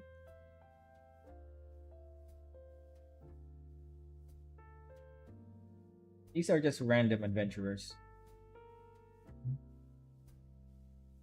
that encountered them. These aren't any of my main character. So we'll give them pretty generic clothing.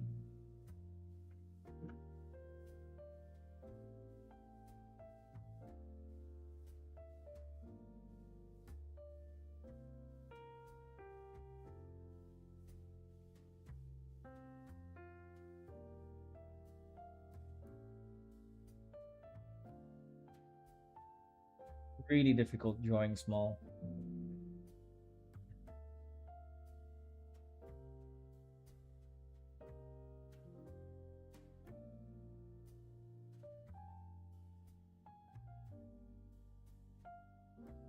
Jesus Christ, something startled me.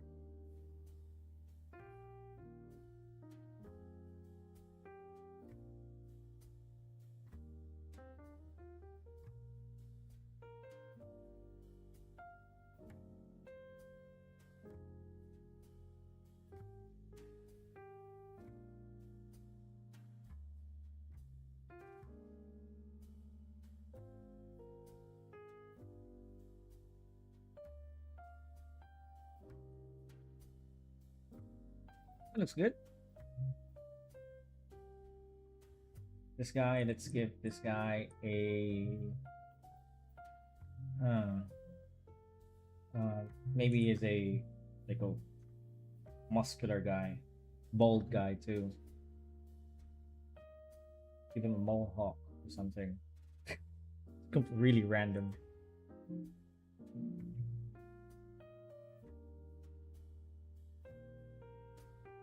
Muscular guys tend to have really small heads compared to their body.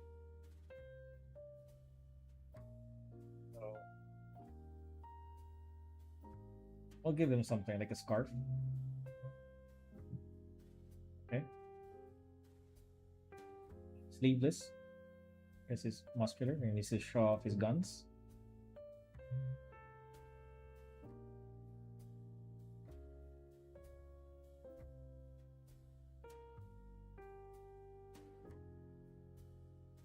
Pointing at something.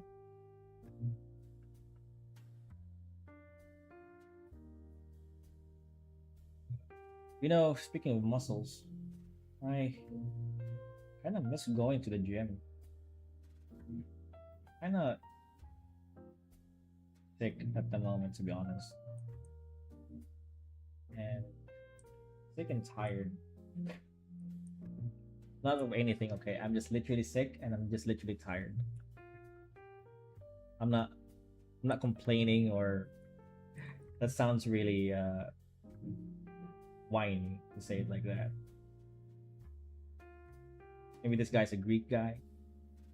Oh yeah, another thing about my story is that I'm combining mythologies. So there are some Greek mythologies, so we'll see Greek people mingling with like knights and samurai warrior Vikings.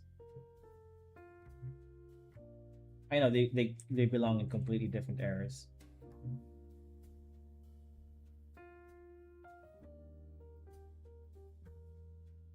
So this guy is obviously Greek. Kind of just looks like a girl, right? Same. I think I'm gonna be starting back at the new year. Ah, yeah. Why wait for the new year, man? Let's do it now. Screw that New Year's resolution crap. Just do it now. For me, I am going back. Maybe next week. No. You know what? You're. I should take my own advice and because I'm traveling. I'm gonna be traveling way up until the second week of New Year. So I guess I won't be able to go to the gym until after the New Year's, right? Ironic that I say that, and then right after I say it.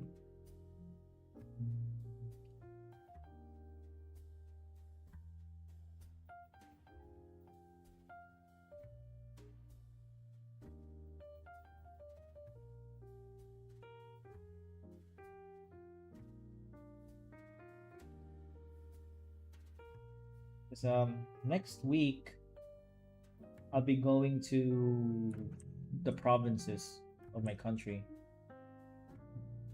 which for like a week, and it's a really far. It's really far away, man. And then right after that, I'm gonna be visiting my friend for a few days before I can even go home. So that means I can't even go to the gym for a while when I travel. And then after I come back home, the new year's gonna come. And I'm gonna be traveling again to see my mom that I haven't seen for a while. He misses her grandson, and I'll be there for another week.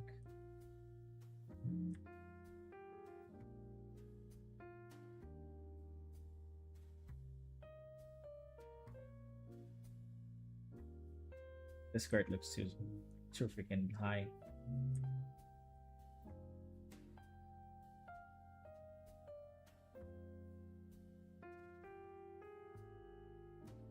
Which is holding a spear here, holding a sword here.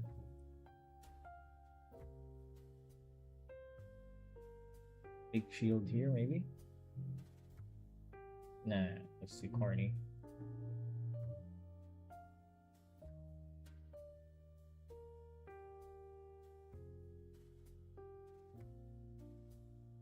They all have swords, okay? It's a standard weapon.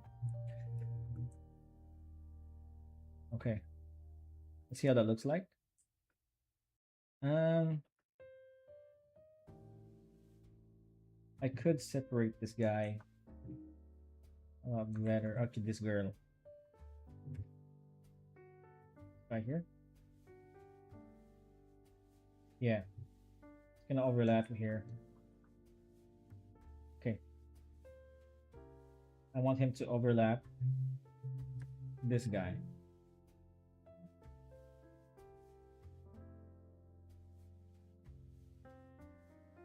So I'll be traveling for quite a bit. And I I would really rather just stay home. But it's okay. I'm gonna see my family.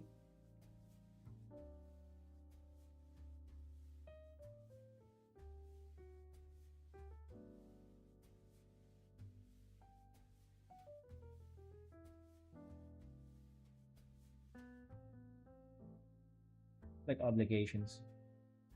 You know what I mean, man? Do you know what I mean, man?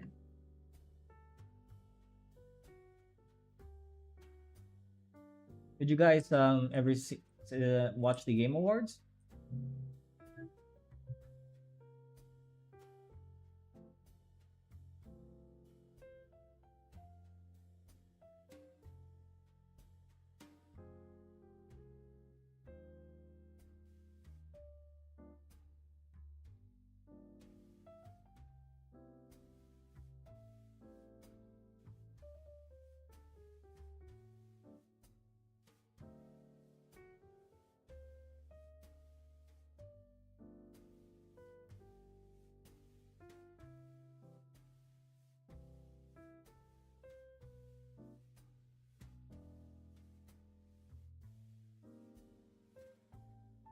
What do you think of the Game Awards?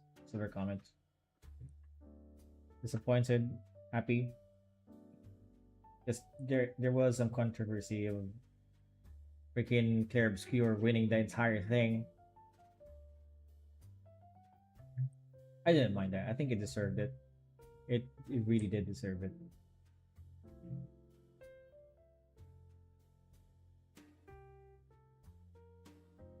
Too busy. I worked from 6 a.m. to 10 p.m. yesterday. Well, you're not really missing much with the Game Awards, but a few trailers that I really was looking forward to.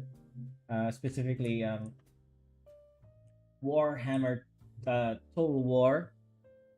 Dude, I love War. I love Total War, and I love Warhammer. But specifically 40k. Well, Warhammer 40k Total War.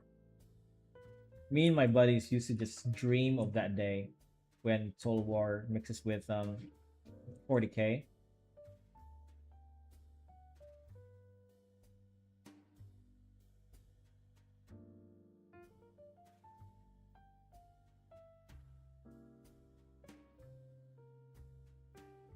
6 a.m. to 10 p.m. That's a 14-hour shift. Dude, what do you do, man? Do you run a country?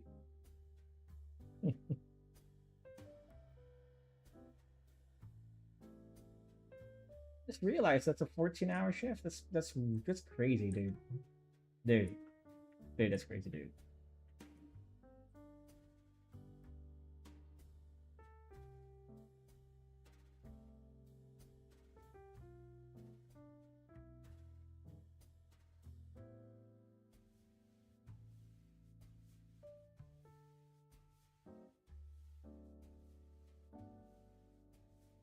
Okay, that's pretty much done. Just need to shade it now, do the sky, and we'll draw the creepy eerie creatures here one more time.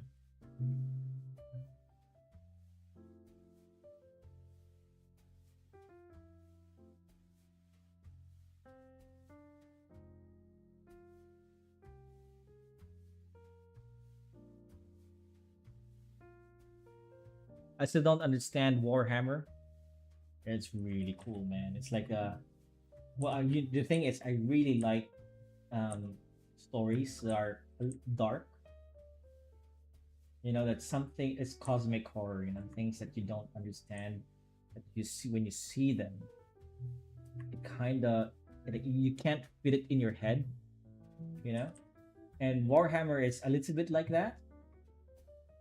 Actually, these things that I'm the darkness of the story that I'm writing is kind of partially inspired by the darkness of Warhammer 40k, because there's Warhammer Fantasy and then there's Warhammer 40k. So I gotta say 40k all the time just to distinguish the two. 40k is the year that the story takes place. 40,000 year 40,000 41st millennium.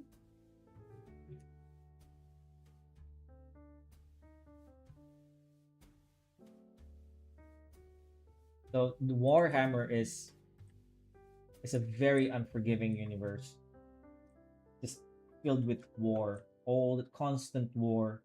where the value of human life is like really not really that high. There there are cities in Warhammer that houses trillions upon trillions of people. They're hive cities and they're absolutely gigantic. And every planet has like hundreds of them. So the Imperium of Man, which is the human faction, just throw they have no problem just throwing bodies at like at war because there's like a lot of people, okay? There's like a lot of people in their empire. It's like, okay, who cares if that guy dies? You got like 2 trillion more here, just throw them away. And I like that. It reminds me of Stalin's Russia. I remember in my World War II lessons, I remember the Russians used to shoot their own people. They retreated and they used to experiment on them. I don't know if this is true, but one of the stories that I heard is that they experimented on crossbreeding a gorilla and a human, and it was pretty brutal. The, the goal was to make super soldiers. Again, I don't know if that's true, but my school definitely taught that. I had a pretty dark history teacher. He looked like the Adams family. Um, always wear black, had pale skin, eyeliner. That's crazy. Yeah, it's a crazy universe. And the Emperor of Man is also a zombie. What? He's a dead. He's dead, but he's supposed to resurrect. But he's like a godlike figure. And here's the funny thing that the Emperor of Man, he was alive. He was opposed to religion because he saw what religion can do with religious war. And then when he died, and his corpse is like preserved in this iron chair, right? And religion took over, and it used his name to um to make him into a religion, but really it's just in a very oppressive, very totalitarian regime.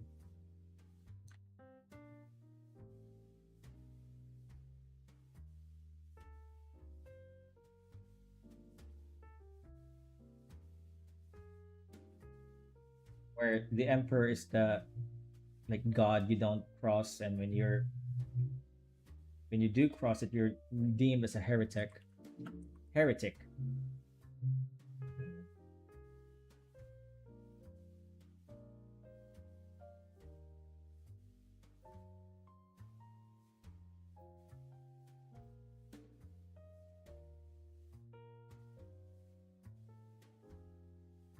And the space marines were a creation of the emperor because the emperor of man actually is kind of like a godlike figure and also a godlike entity too. So he created the space marines, which is like the the poster boys for Warhammer. And they're like super soldier. They have like 2 lungs, 4 lungs, 2 hearts, right? They're really strong. They're like 7 foot, 8 foot tall, something like that.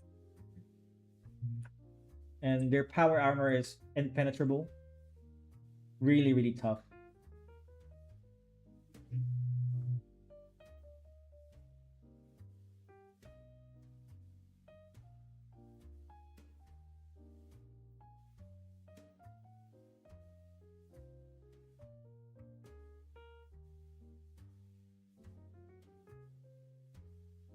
Anyways, yeah, I'm a really big fan, and I'm a recent fan too. Ever since what's that game called? Space Marines.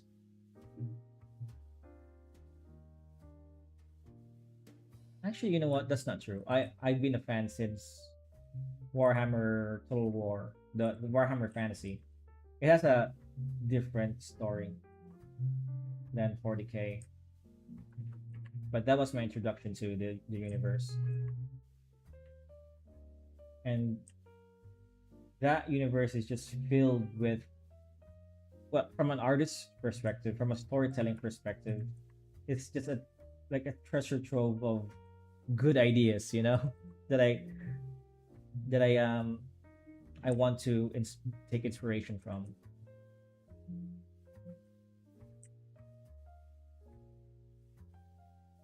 I want to copy some of them and then just twist it, turn it into my own. Yeah.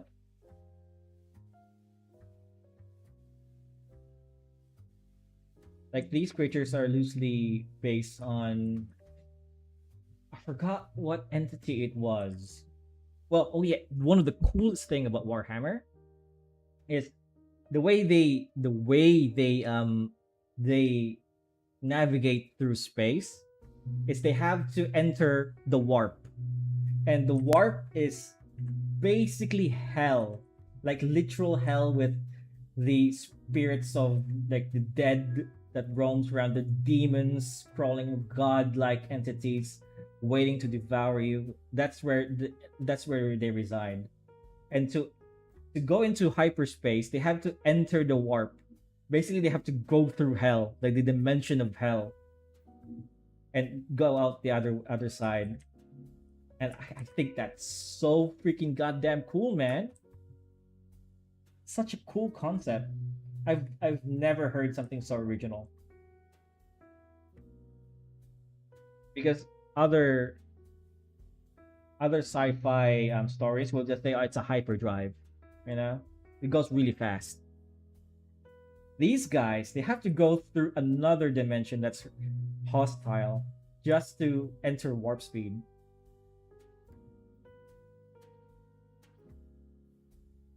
Not really warp speed, but I guess they teleport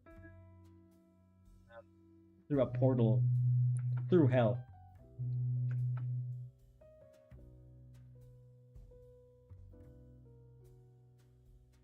And the warp has its own lore.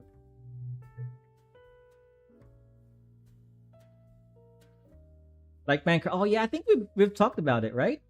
Yeah, I remember this conversation.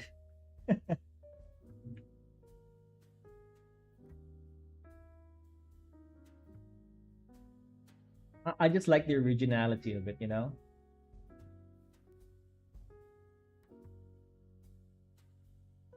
Okay, this is pretty much done. I'm pretty happy where this is. Although this line over here, see this line here? It's kind of give. I don't like it. It's creating this tangent. So I might just lower this mountain. That. Okay, that's so much better. So I don't remember, but yes, I think we had a. I'm not sure if it was you, but I think I've had this conversation before. Hey, Sophie Daniel. Hey, how are you? Yeah, I'm pretty good, man. Or woman, Sophie. I'm just drawing this scene for this world thing that I'm creating. Pretty much world building. So yeah, this is the first scene. This is supposed to be a creature design, but the creatures that I'm designing is pretty much formless. So instead, I am drawing them in a way where the characters are depicting them, you know, in this scene. In this world, there are no mornings. It's always dark time, nighttime. Okay,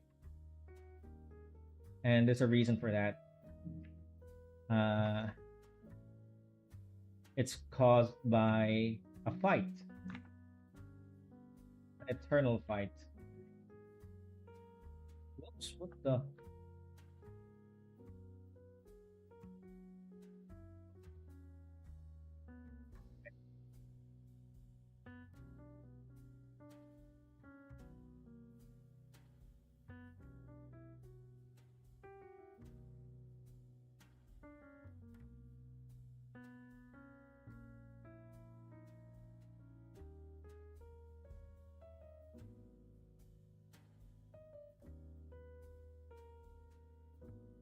Sophie left. How are you? Question mark. Hey, yeah. Can you hear me okay, Sophie? Sophie underscore Daniel from Twitch. The sky has fallen. Actually, I've written that part too. It's no longer undefined why it's dot black, and it's a really epic. It's an epic reason. So there's this place. So the world is like, okay, I'm just gonna roughly draw this. I've written about this, but I haven't drawn this part yet. So the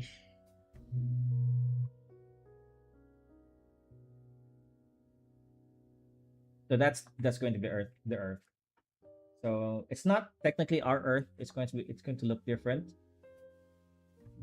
Let's just say something like that. All right, islands. Really quickly, it's not gonna look like this. So each part of the world will be divided by realms or territories, the dredge territories. So, for example, I have the there's a this is a dredge territory. There's a castle there somewhere where the a dredge lord resides, and there are smaller castles where dredge knights are in charge of. So yeah, it's same here, same here, same here. So there's one territory right here, for example, it's very example, and it's protected by 4 other territories, basically like the directions of north, south, east, west kind of thing. And I call these the buffer zones, the buffer territories, and it's where some of the strongest dread lords and dread knights resides. There's this big tower where the dredge lords reside, and in the center here is the territory for the Marble Knight. I call him the Marble Knight. Right? And here, it's kind of there. He's fighting another god. So okay, I'm just gonna spoil it because it's not really a big story anyway. He's fighting Thor here. And their fight is kind of intense. It's been going on for thousands of years, hundreds of years. And because this fight is causing the entire planet to darken, or like because of their fight. So yeah, that's why the sky is black. It's because of Thor fighting this guy.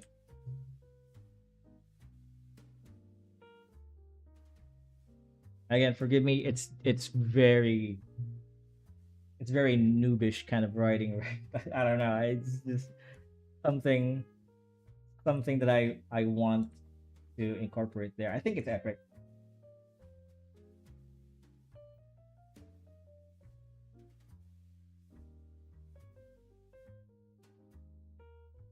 I'm pretty good at writing, but I'm just going with my gut feeling.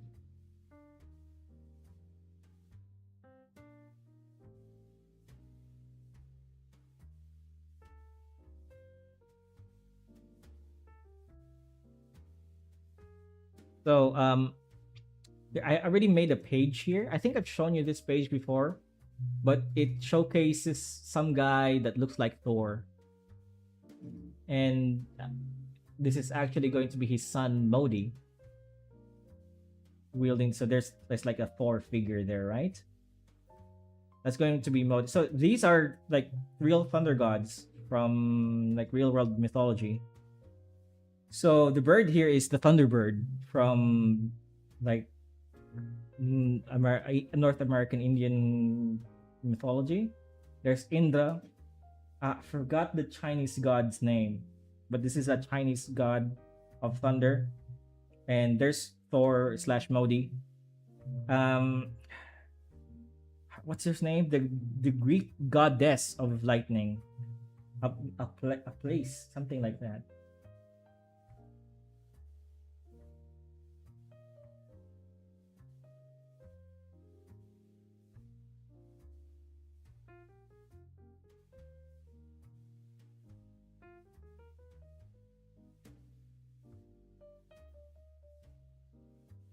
Astrape. There you go. I remember. Yeah. Astrape. That's Astrape with the wings, with the angel wings. And then that's Raiden. And that's Kidlat. He's a Filipino god of thunder. I kind of wanted to include some of my own culture there too. Okay. So instead, that's going to be Modi holding his father's hammer. And he's going to be the one who sacrifices himself to make the divine barrier here. Yeah. But everybody thinks it's Thor, okay? Initially.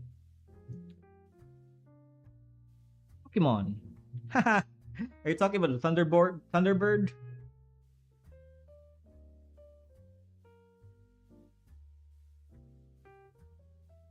Where's my Twitch? Sophie Daniel is still there? Can you hear me okay though? Doesn't seem like you can.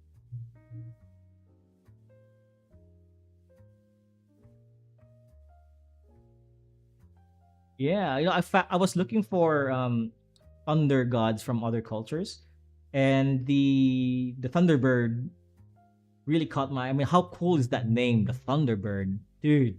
I was like, oh, I want to incorporate that in the story.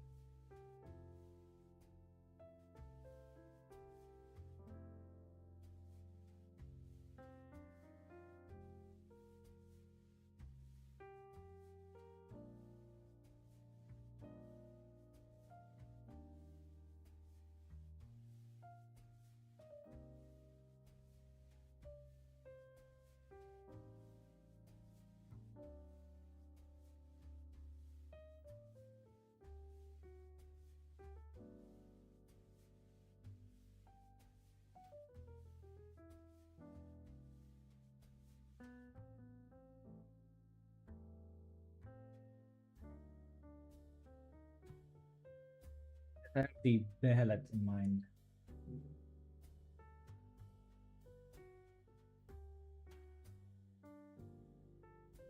Probably Berserk.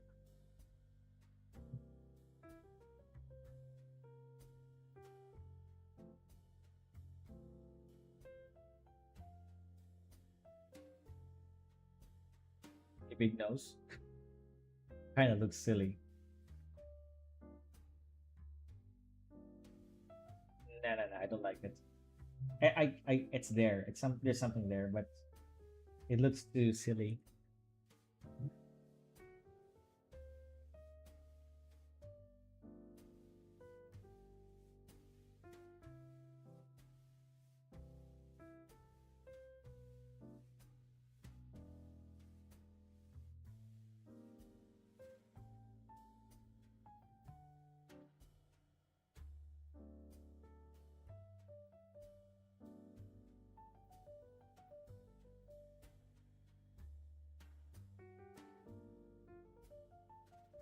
Yeah, looks. I'm just gonna get rid of this. Sometimes things don't work out.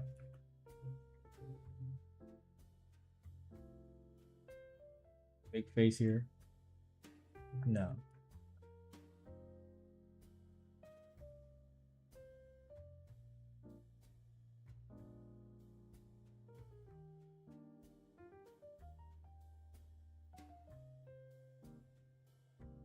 Okay.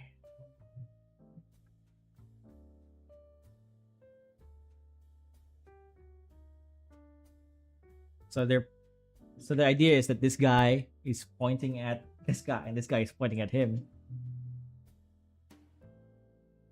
Yep, it apparently comes out during a thunderstorm. Yeah, the Thunderbird. I really like that name, the Thunderbird. Oh, happened there? It's looking a bit empty here.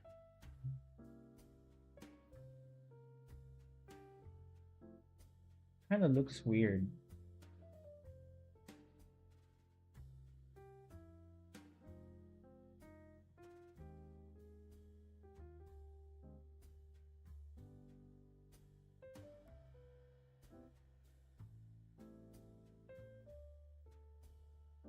Weird, huh? Thinking about this because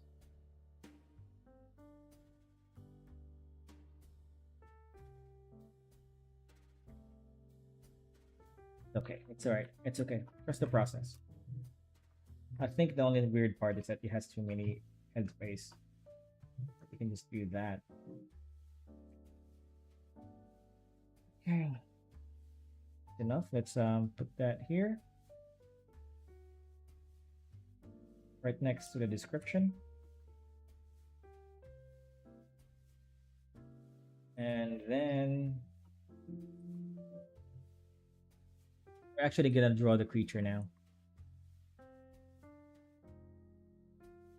I'm gonna draw a few of them.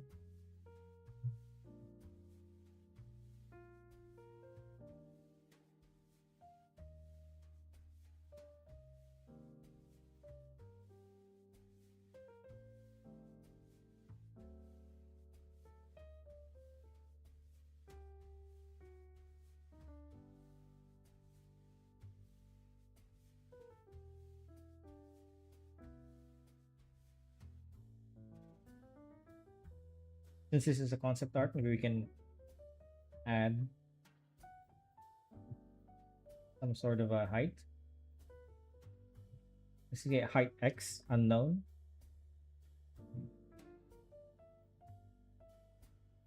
Maybe mountain range here. Because they should be bigger than mountains. It's just that they look small because they're far away.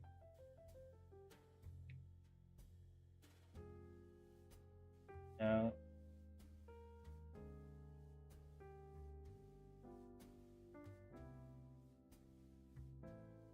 Like that's silly. How about we draw them in perspective?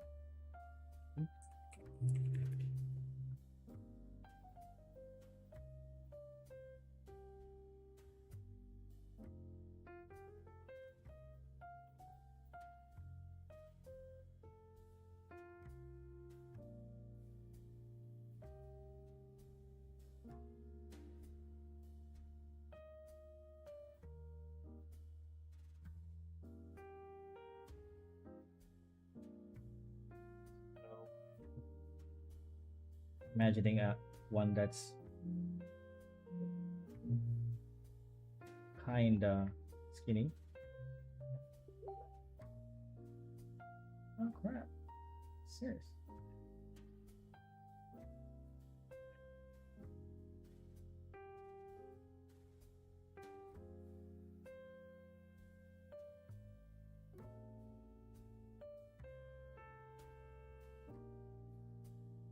Okay, there you go.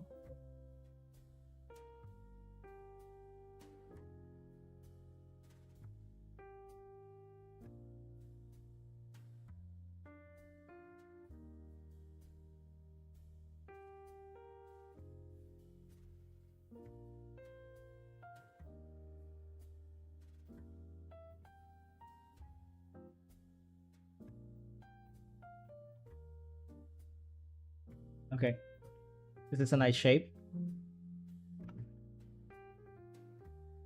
Time to draw it. Again, I'm imagining the behelit as a face here, where its eyes and its nose, its facial features is really deformed. Drawing this guy kind of makes it a little less mysterious.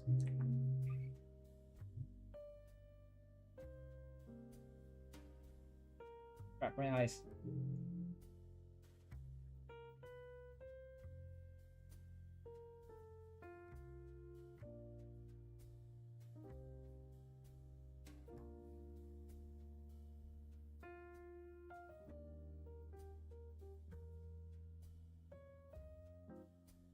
So,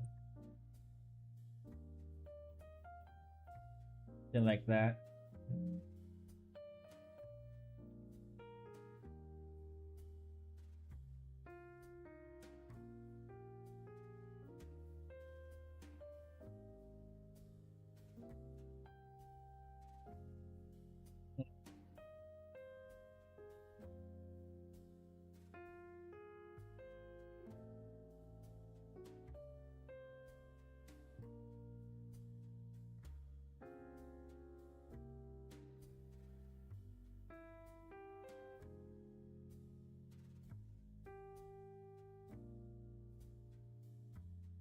Maybe its ears.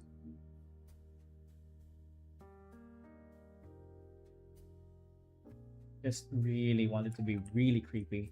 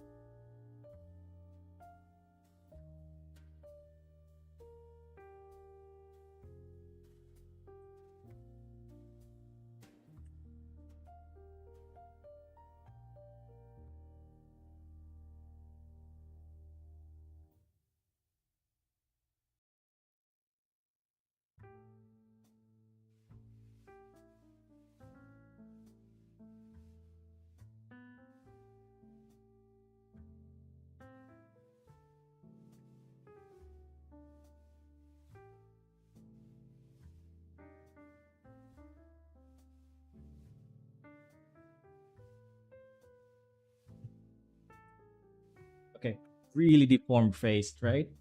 Really creepy. Okay, I really like how that turned out. It looks really silly, but also kinda cool at the same time.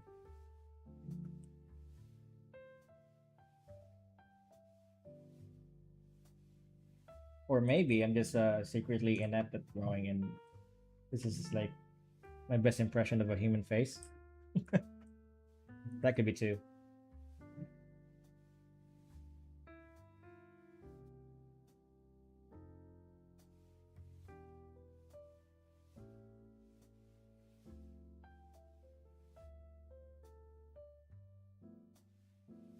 its muscle is also deformed.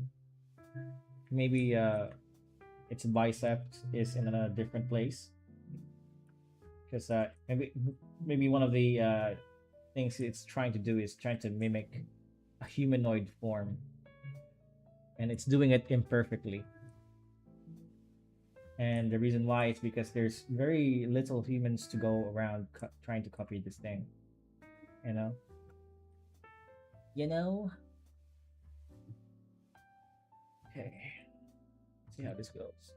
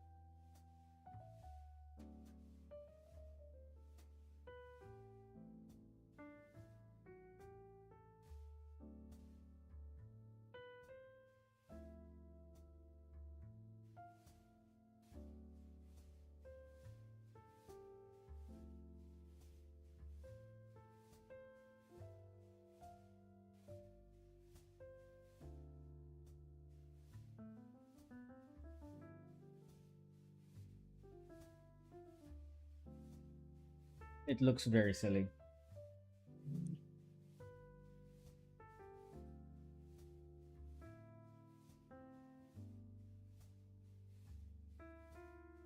Ah, but I'm kind of digging it. The silliness of it, the silliness of the design, kind of makes it creepy.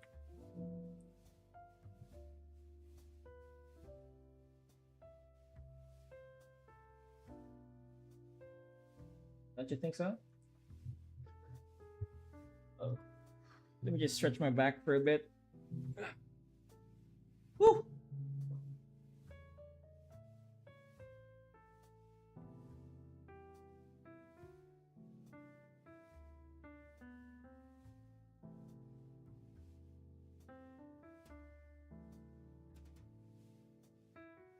So here's a story that I wrote out, a short one, where an adventurer encounters this creature, but instead of just watching him like a voyeur that this guy is, one actually approaches him in in his tent. And this has never happened before. Everybody knows that these guys are just watching. They never interact, they never attack, they just watch. Give you that feeling of somebody's watching. But one of them interrupts an adventurer, and he goes back down and tells them about this.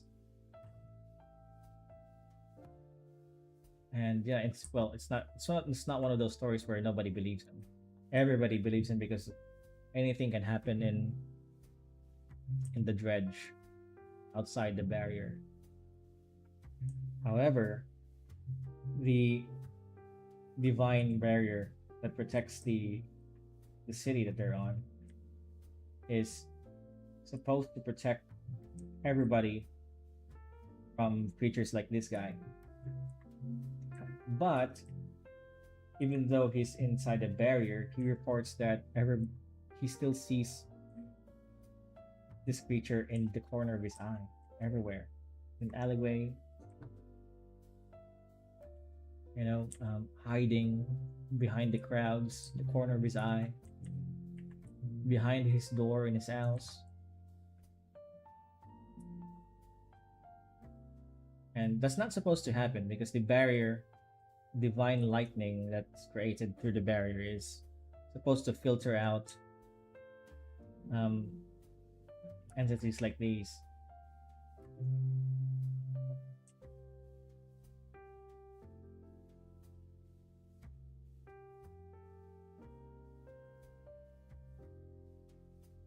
Maybe one finger only has three fingers, one hand. So just so I can get accused with using AI. Okay. Yeah. That kind of looks like a human body, right? Two legs, one hand. Maybe we can go somewhere with this, like the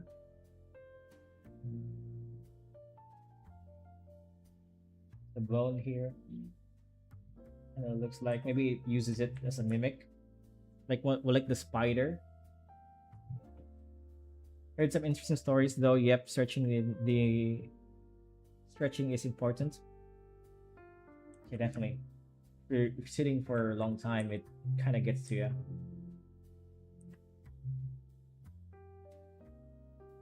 Okay, I'm gonna be lazy and just draw 2 feet.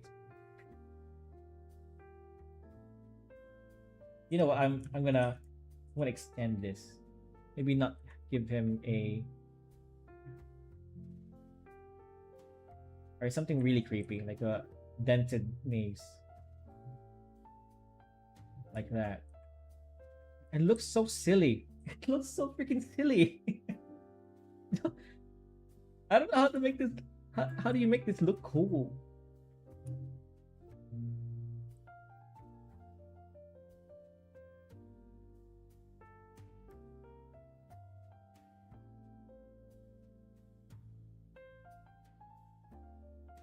Man, I don't know. I kind of like the Behelit idea of the face, but drawing this character, this creature, kind of loses its mystery, But I want something here as a creature design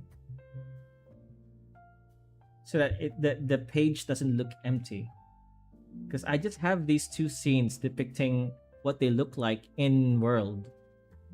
But this is supposed to be a concept art page. But how do you design something that technically doesn't have a form yet, or has a really creepy form without it being silly? Because it just looks silly, right? It's a weird thing. I'm just gonna trust the process. You know what? Maybe I'll come up with an idea along the way, okay?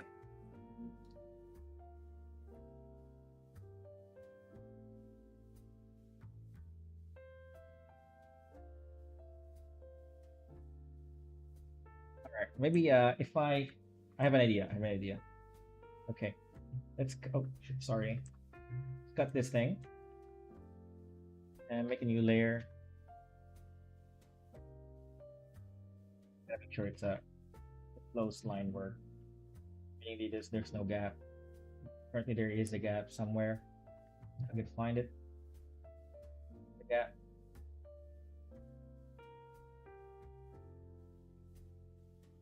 It's good. Good. Or not.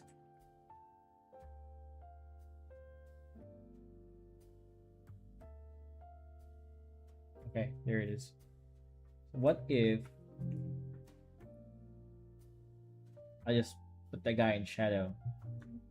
Okay, this is going somewhere. And let's do this.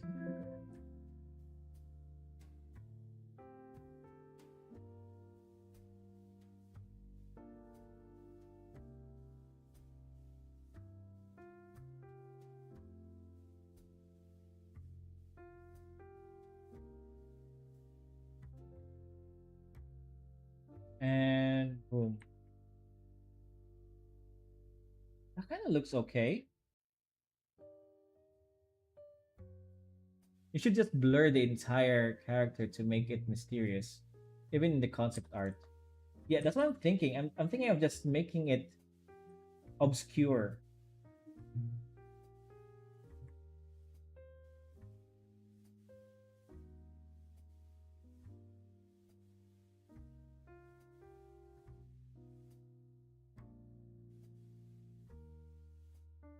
So yeah, maybe this could be a good compromise.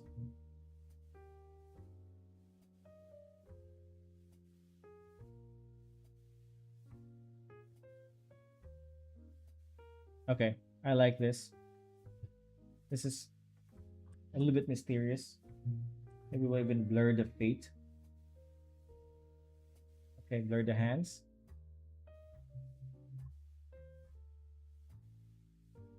Okay, we're going somewhere with this.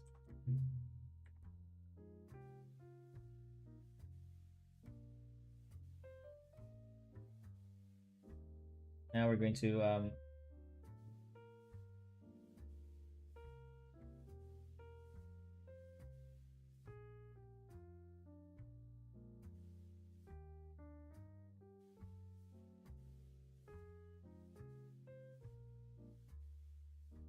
please draw floor.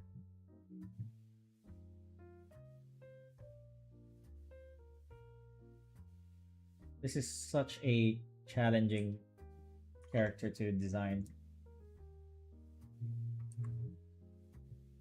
I've never done something like this before. Please forgive me.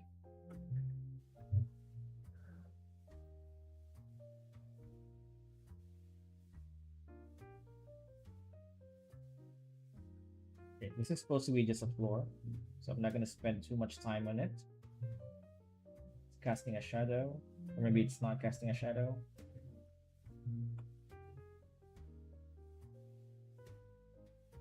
Let's add back the text.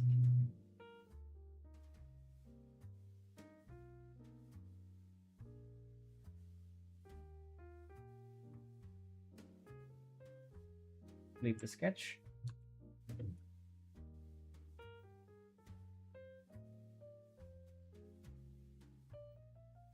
This is a sigil. Sigil of an eye. Warrior's eye.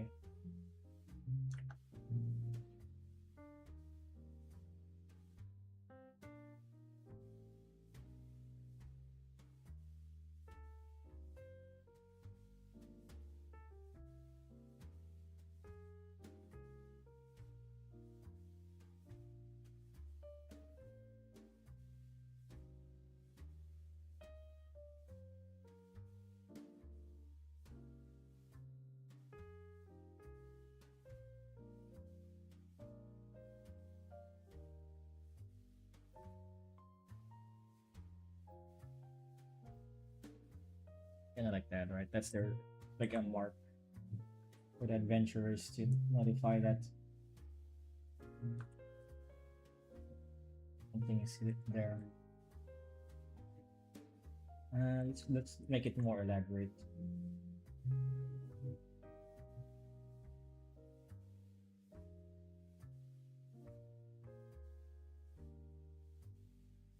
Whoops.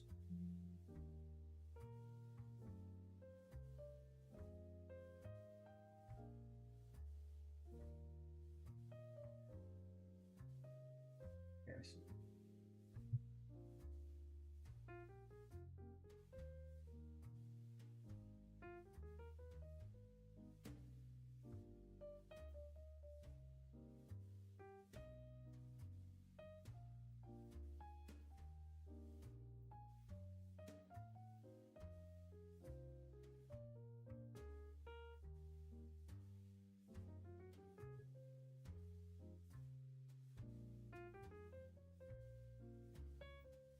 Okay, that looks good. Drawing characters at all is so complicated to me. I'm working on my manga and I'm trying to draw a character and I'm fumbling hard. Yeah, I think what the key is to just really define them, right? Um, Give some pointers, maybe add some items with some significance, do some storytelling with it. Well, the thing is, with characters, you also need to do some storytelling with them. And that's why I'm really having a hard time with this because this character has little to no story behind it. So all I can do is just draw this boring ass shadow and then these really cool scenes where it's being encountered. You know? You know? Hey, in my day. Sound like a 1960s announcer. But yeah. The next creature I'm drawing though will be a lot more interesting. The Watcher in the Rain. I think the Watcher is next. Let me take out my notes. Because I have notes.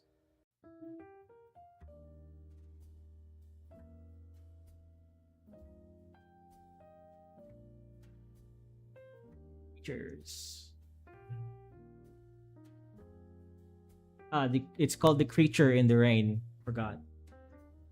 This one is semi hostile. But I think I've mentioned this before. It only exists when it rains, and it goes outside of existence when it's not raining. And no, this creature only exists when it rains, and it's like a physical curse. It's like a creature and a curse. So when it rains, you have to follow certain rules, like you don't clap, don't whistle, don't hum, and also don't look up. When it it makes a sound of thunder,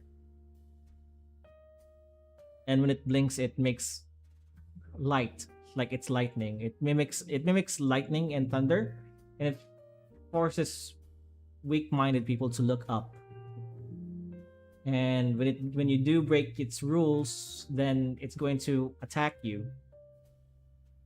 However, to appease it, you have to sacrifice something that's important to you. So for an artist, that would be my right hand or my drawing hand, right?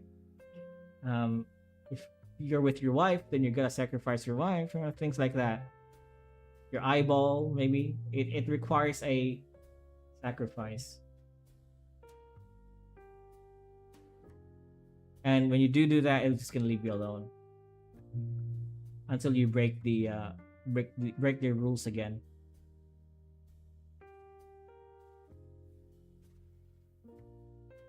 Okay. That would be much more interesting because that creature is this creature in the rain is a lot more defined.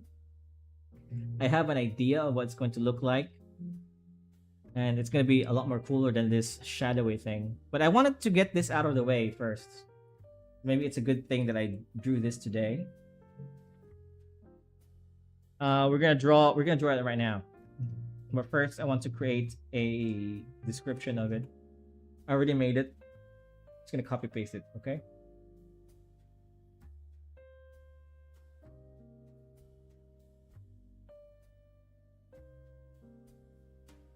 This is perfect square. Okay.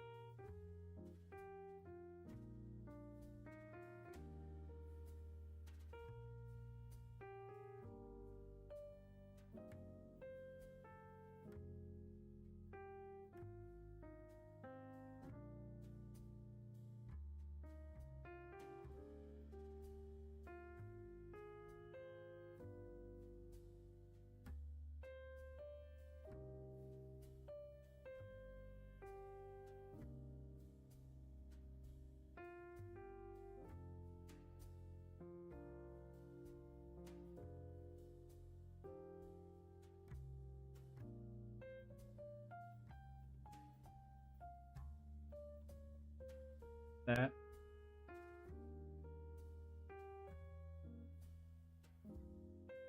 Okay, we got our description. Because I'm making this as if it's a monster note, uh, manuscript of some sort. It's just the position they are in. That's cool. I think so. I think you're right with the Well, actually, what do you mean by the position they're in?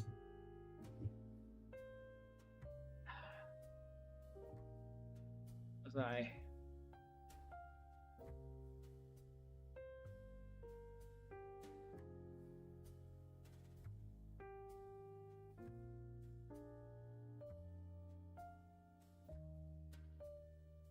So this creature is going to look like well, it's gonna have four limbs. So we're gonna look at references with creatures in our world that has four limbs, like a cat or a dog.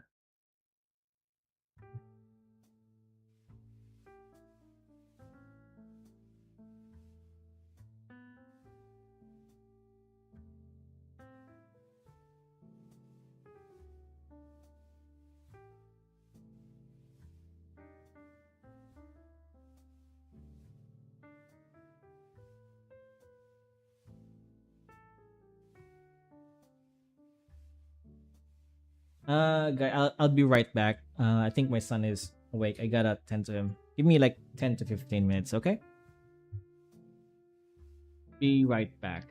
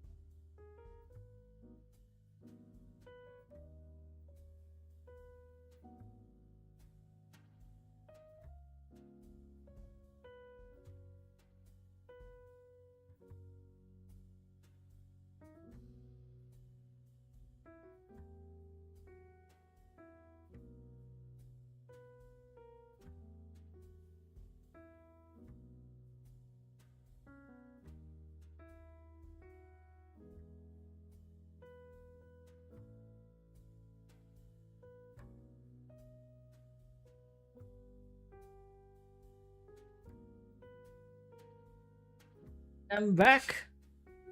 Gotta go, bro. Sick stuff. Though you've done so much with your story already. Yeah, I have. You have a nice day, man. Thank you for hanging out. I'm not sure if you're still there, but just in case, thanks.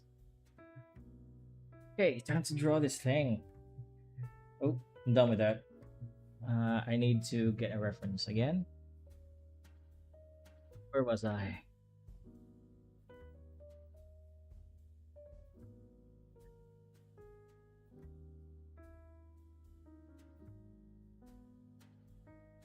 Trying to find references from real life and how four-legged creatures stand and run.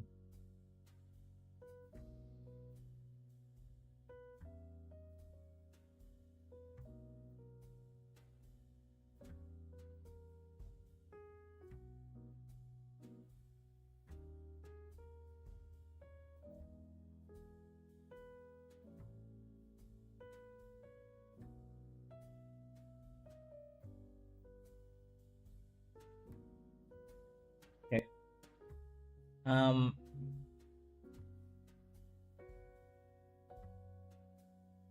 you know what? I think I'm looking at this wrong. Maybe I should look at how, like, monkeys. I want this guy to stand up. You know.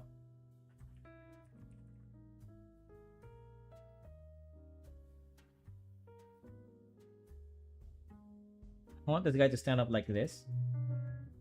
He has a like a little bit of a posture, right? Like how monkeys stand up. It's they're kind of creepy when they stand up, right? I'm not sure. I don't know if that's just me, but this guy, the way he's standing up is really freaky. So we'll take inspiration from that, and we'll just make up a posture.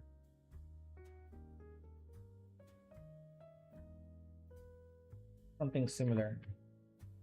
Create a sketch layer. I'm gonna draw something very loose.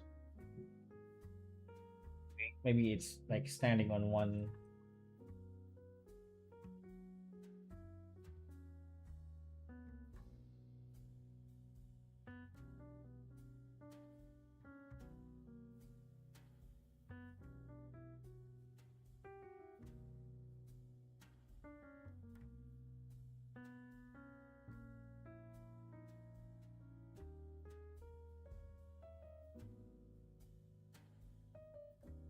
Like that.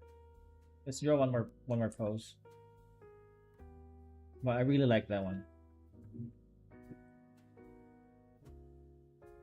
Let's draw something similar. Like he has a hunch. We're going somewhere with this. Maybe we can even have 4 limbs.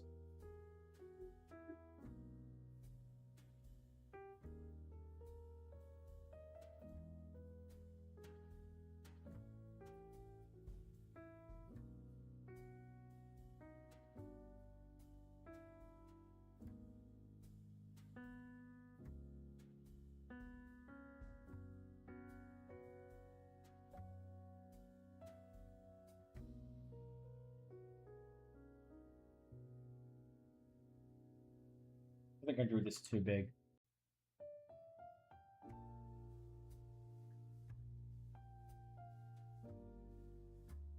That's nice. We'll have a variation where it's a 4-legged beast with a hunch, right? Let's do a side.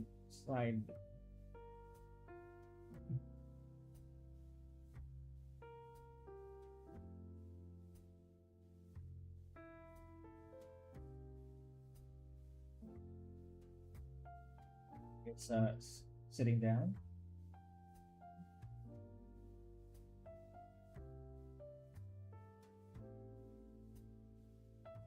Longer neck. Ooh. Now this is a creature design, right? We're doing some creature design.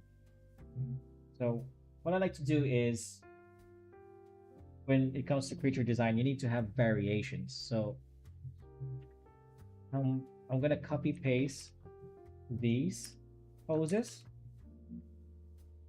This. Maybe even smaller. What I'm going to do is just draw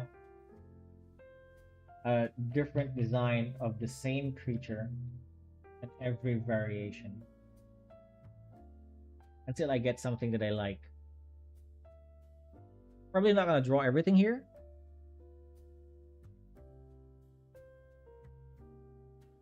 Maybe I'll make a new design. I really like, I'm gonna start with this because I really like the aesthetic.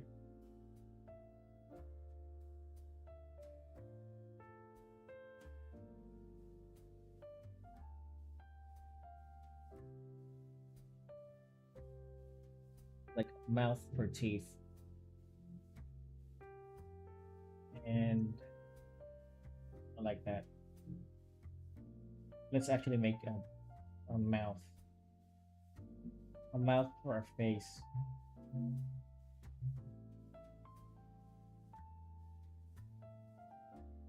There you go. It's eyeless.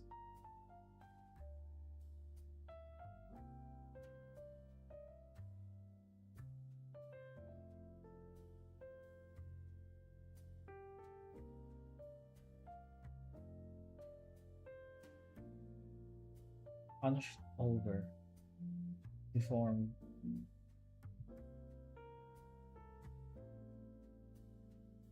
Shoulder,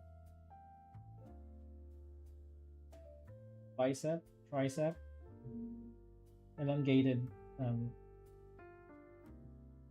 hands, fingers like a monkey, like it's doing that thing.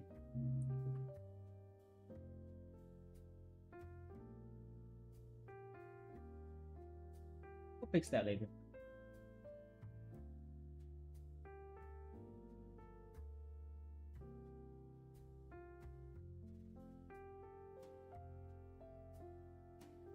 Maybe it's hunch over even more.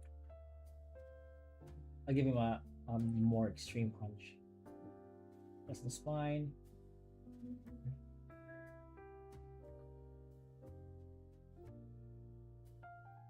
Hands is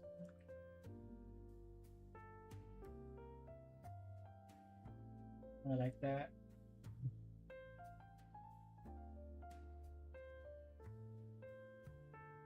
Right? This is really cool.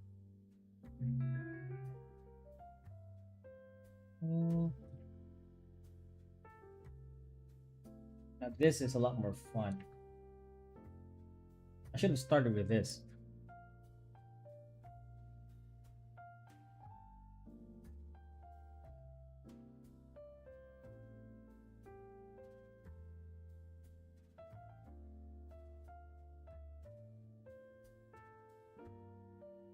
And it's pretty bony.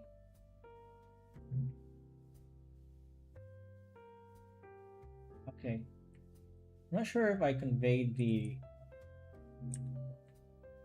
design of the creature, but this is his bicep here, connected to. Sorry, no, that's the blade, shoulder blades, connected to the shoulder muscles here, connected to the forearm, hunched. That's going to be the, I think it's called the femur. No. The hip bone to the legs. Okay. Now that's a creature. Dude, I should have started with this.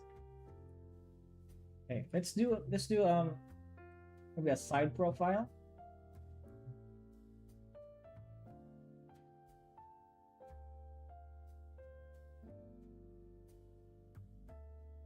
In this depiction, he's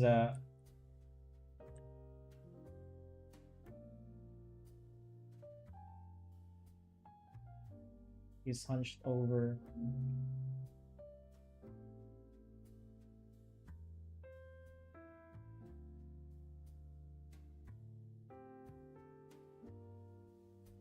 the ground, you know.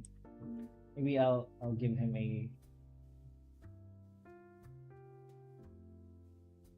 hands like goes like that. More extreme punch.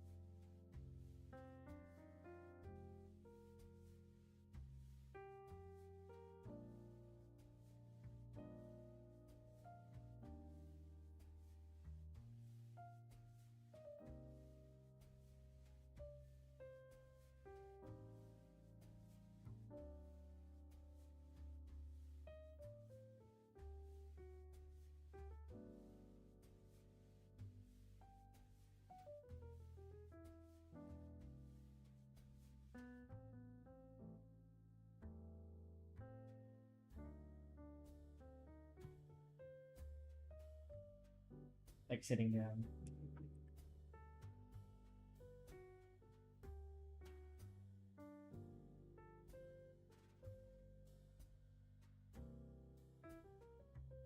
I really like that design. You know, this is a good first design. Let's do one more design.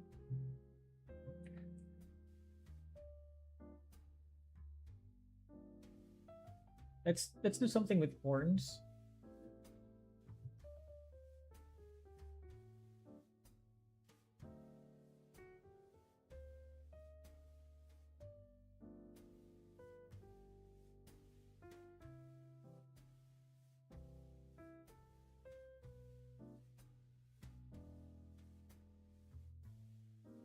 Actually, let's do something with this pose now.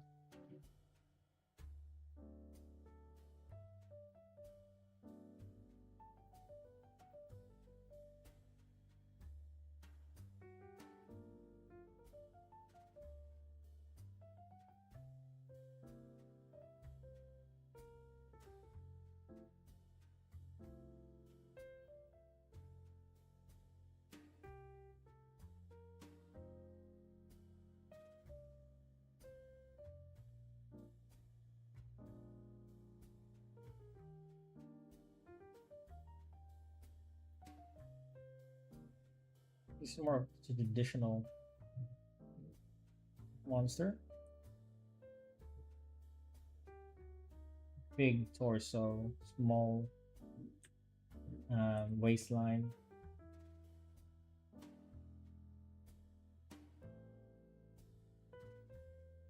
I don't like it. It looks too. I do like the head though. Maybe we can do something with that. With like this. Combine this head. It looks similar anyway.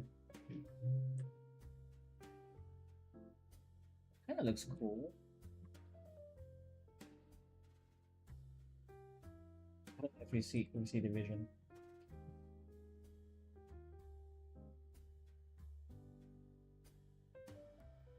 The longer spikes, just like that. Okay, I'll keep that in mind.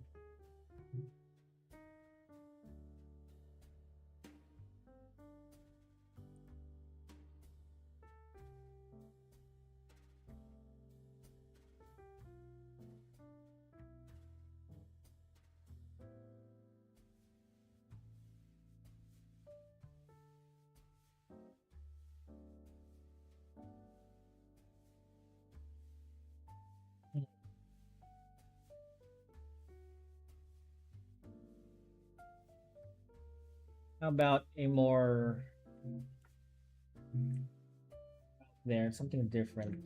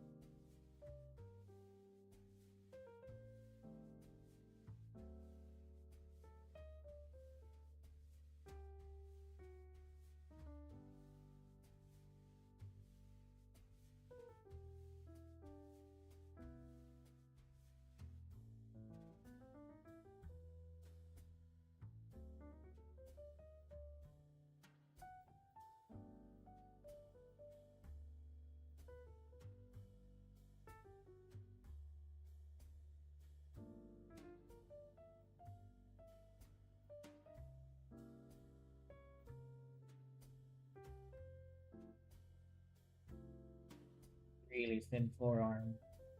Red horns coming here. This guy is just really horny.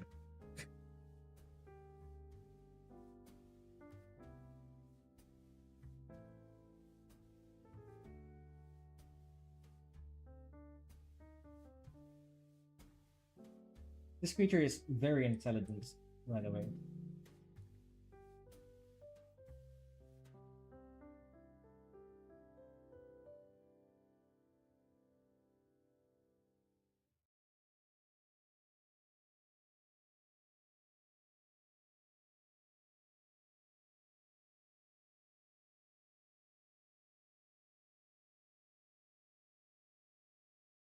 Kind of looks very similar to the one I already drew on the first one.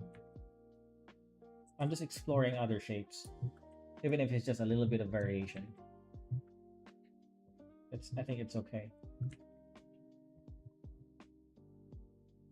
I'm just copying this one because I thought I could make a version of him with 4 limbs.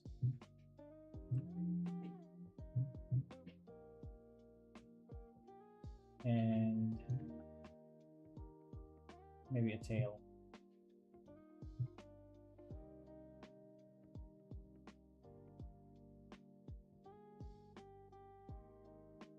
Yeah, I like the 4 limbs. So we can also add some storytelling to this because it takes body parts, mostly body parts and items. So we can also incorporate a theme here since it's also intelligent, right? Let's add a variation where he's actually wearing those items. Maybe in his horns there are some ropes, and there's like a hand here, eyeballs. No. I got an idea for the eyeballs. Hands on his horns, right? So these hot dog things just represents hands. Eyeballs, right over here. These are not his eyeballs. Then what could we add?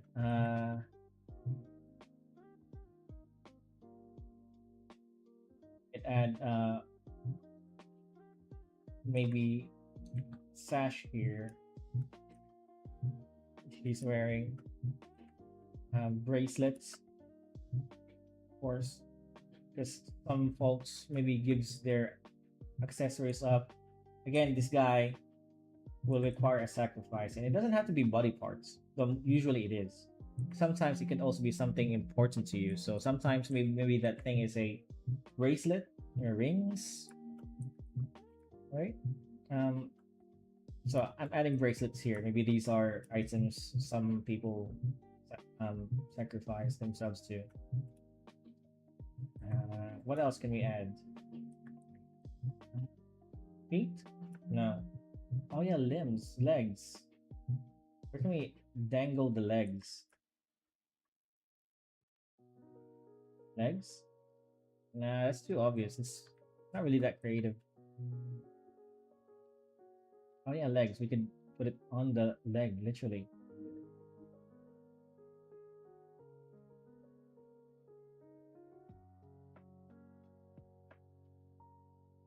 What else can we do? What's a body part that's really important? A head? No. Nobody's gonna sacrifice a head. It has to be something that's, you know, maybe we'll add a really long tongue.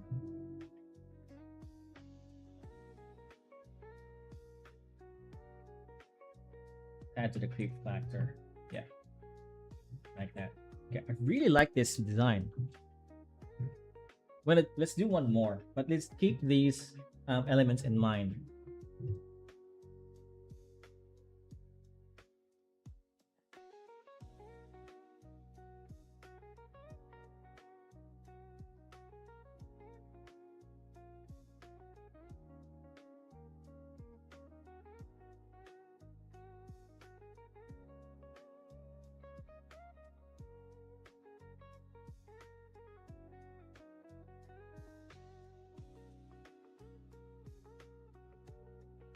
the really heavy.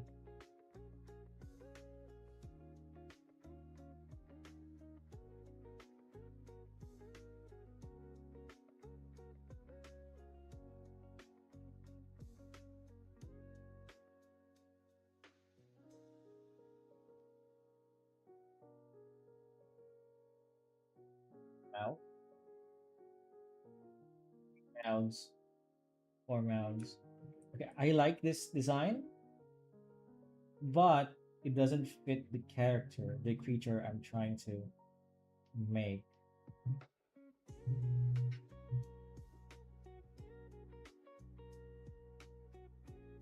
3 legs, 4 legs.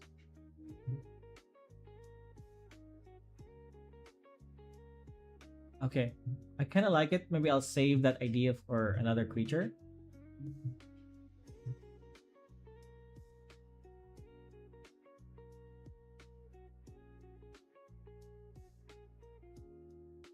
But for now, I think I'm just gonna stick with this part, this thing. Let's draw him sideways.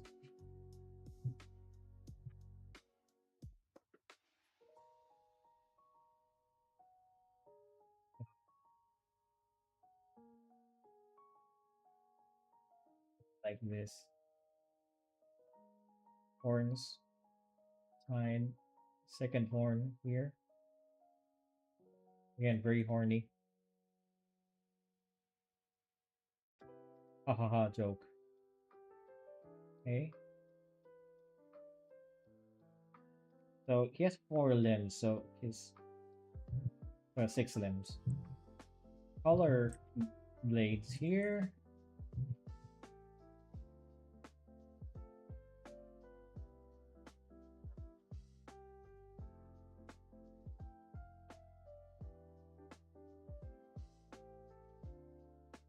Blades here.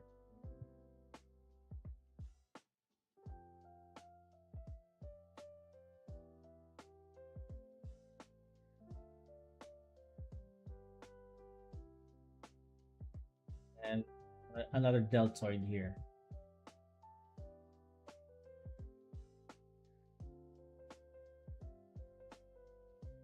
Right? So 4 limbs, 4 hands, 6 limbs. Hip bone, legs,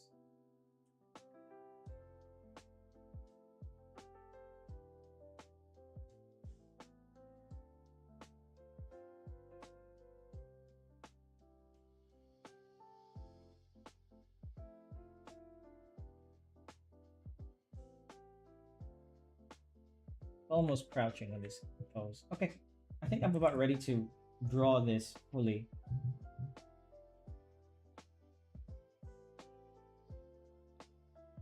And that's how I do creature design. I could probably spend more time with this, especially with this design over here. I really like this shape. And I also like the shape of the first design. So maybe we'll keep some elements of them in mind for a later creature we can use them. Especially this one. I think this one's really unique. But for now, I think this pose really fits the feature I'm trying to capture. We'll just see there. Where's the text?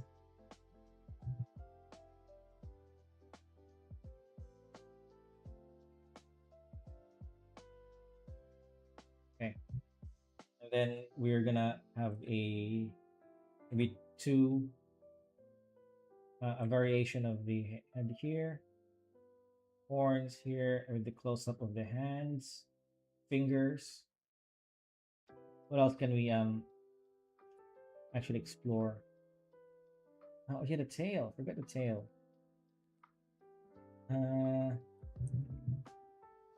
I guess that could be enough. Let's just start with this.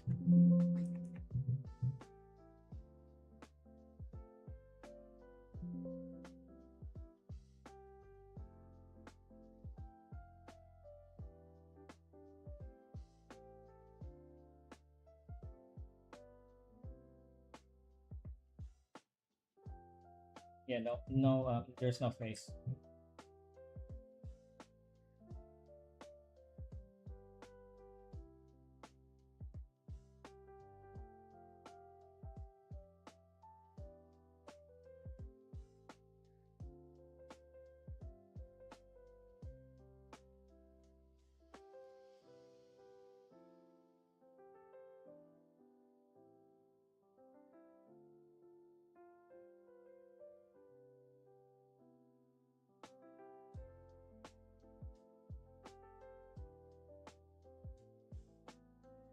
He has multiple tongues. That could be really disgusting.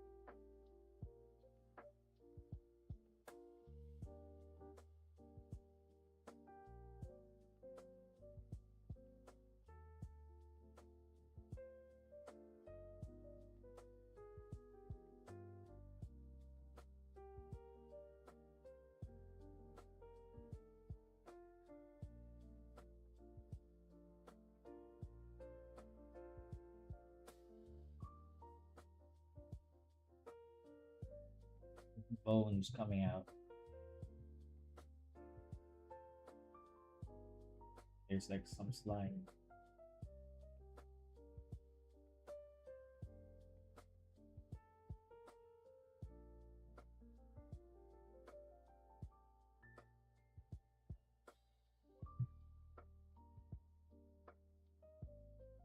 Blades, del- deltoids.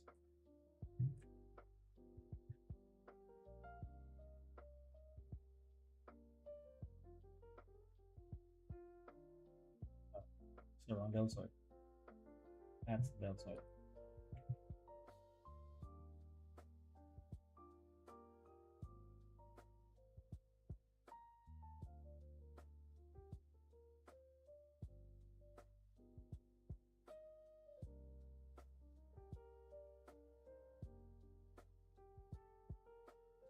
Oh, sticking out.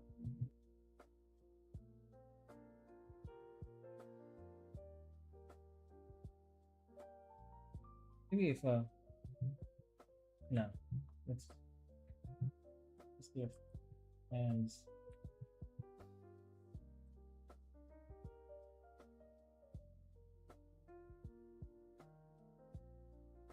This won't be the final line art.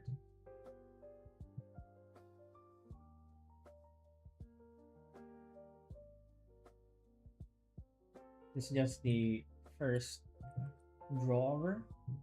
I just want to get the shapes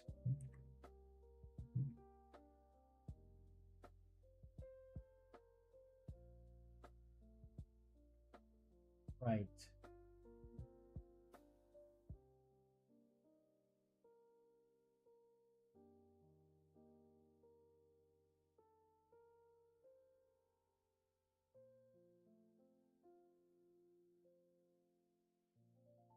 Ooh, I'll take a break. Yeah, I'm quite tired. Drawing for 4 hours, almost 4 hours. You know what? I think I'm just gonna leave it here, and I'm not done with streaming yet. But I'm gonna take a break from drawing for a while. We'll come back tomorrow, and instead, we're gonna play some games, baby. What game? Do Path of Exile. Ah, never mind. It's okay.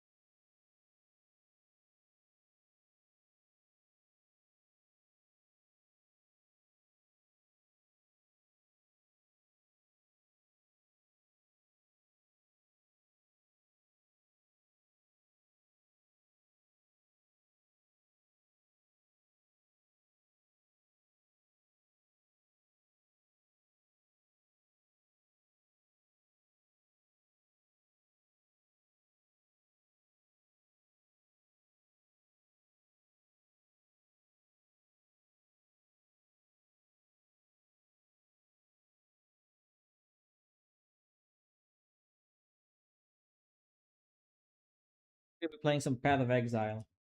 But regarding with this art, I think I'm gonna draw this off stream, and tomorrow I'm just gonna discuss how I came about this on another live stream, and then we're gonna create the next creature, the next two creatures, which would be Tomb Radis, which is a giant walking borrowings and creature that's the size of a city, and we're gonna be creating a few knights, dredge knights, like maybe the Marble Knight or the Council of Ulmok, some of them. But I want to do landscapes. I want to do places.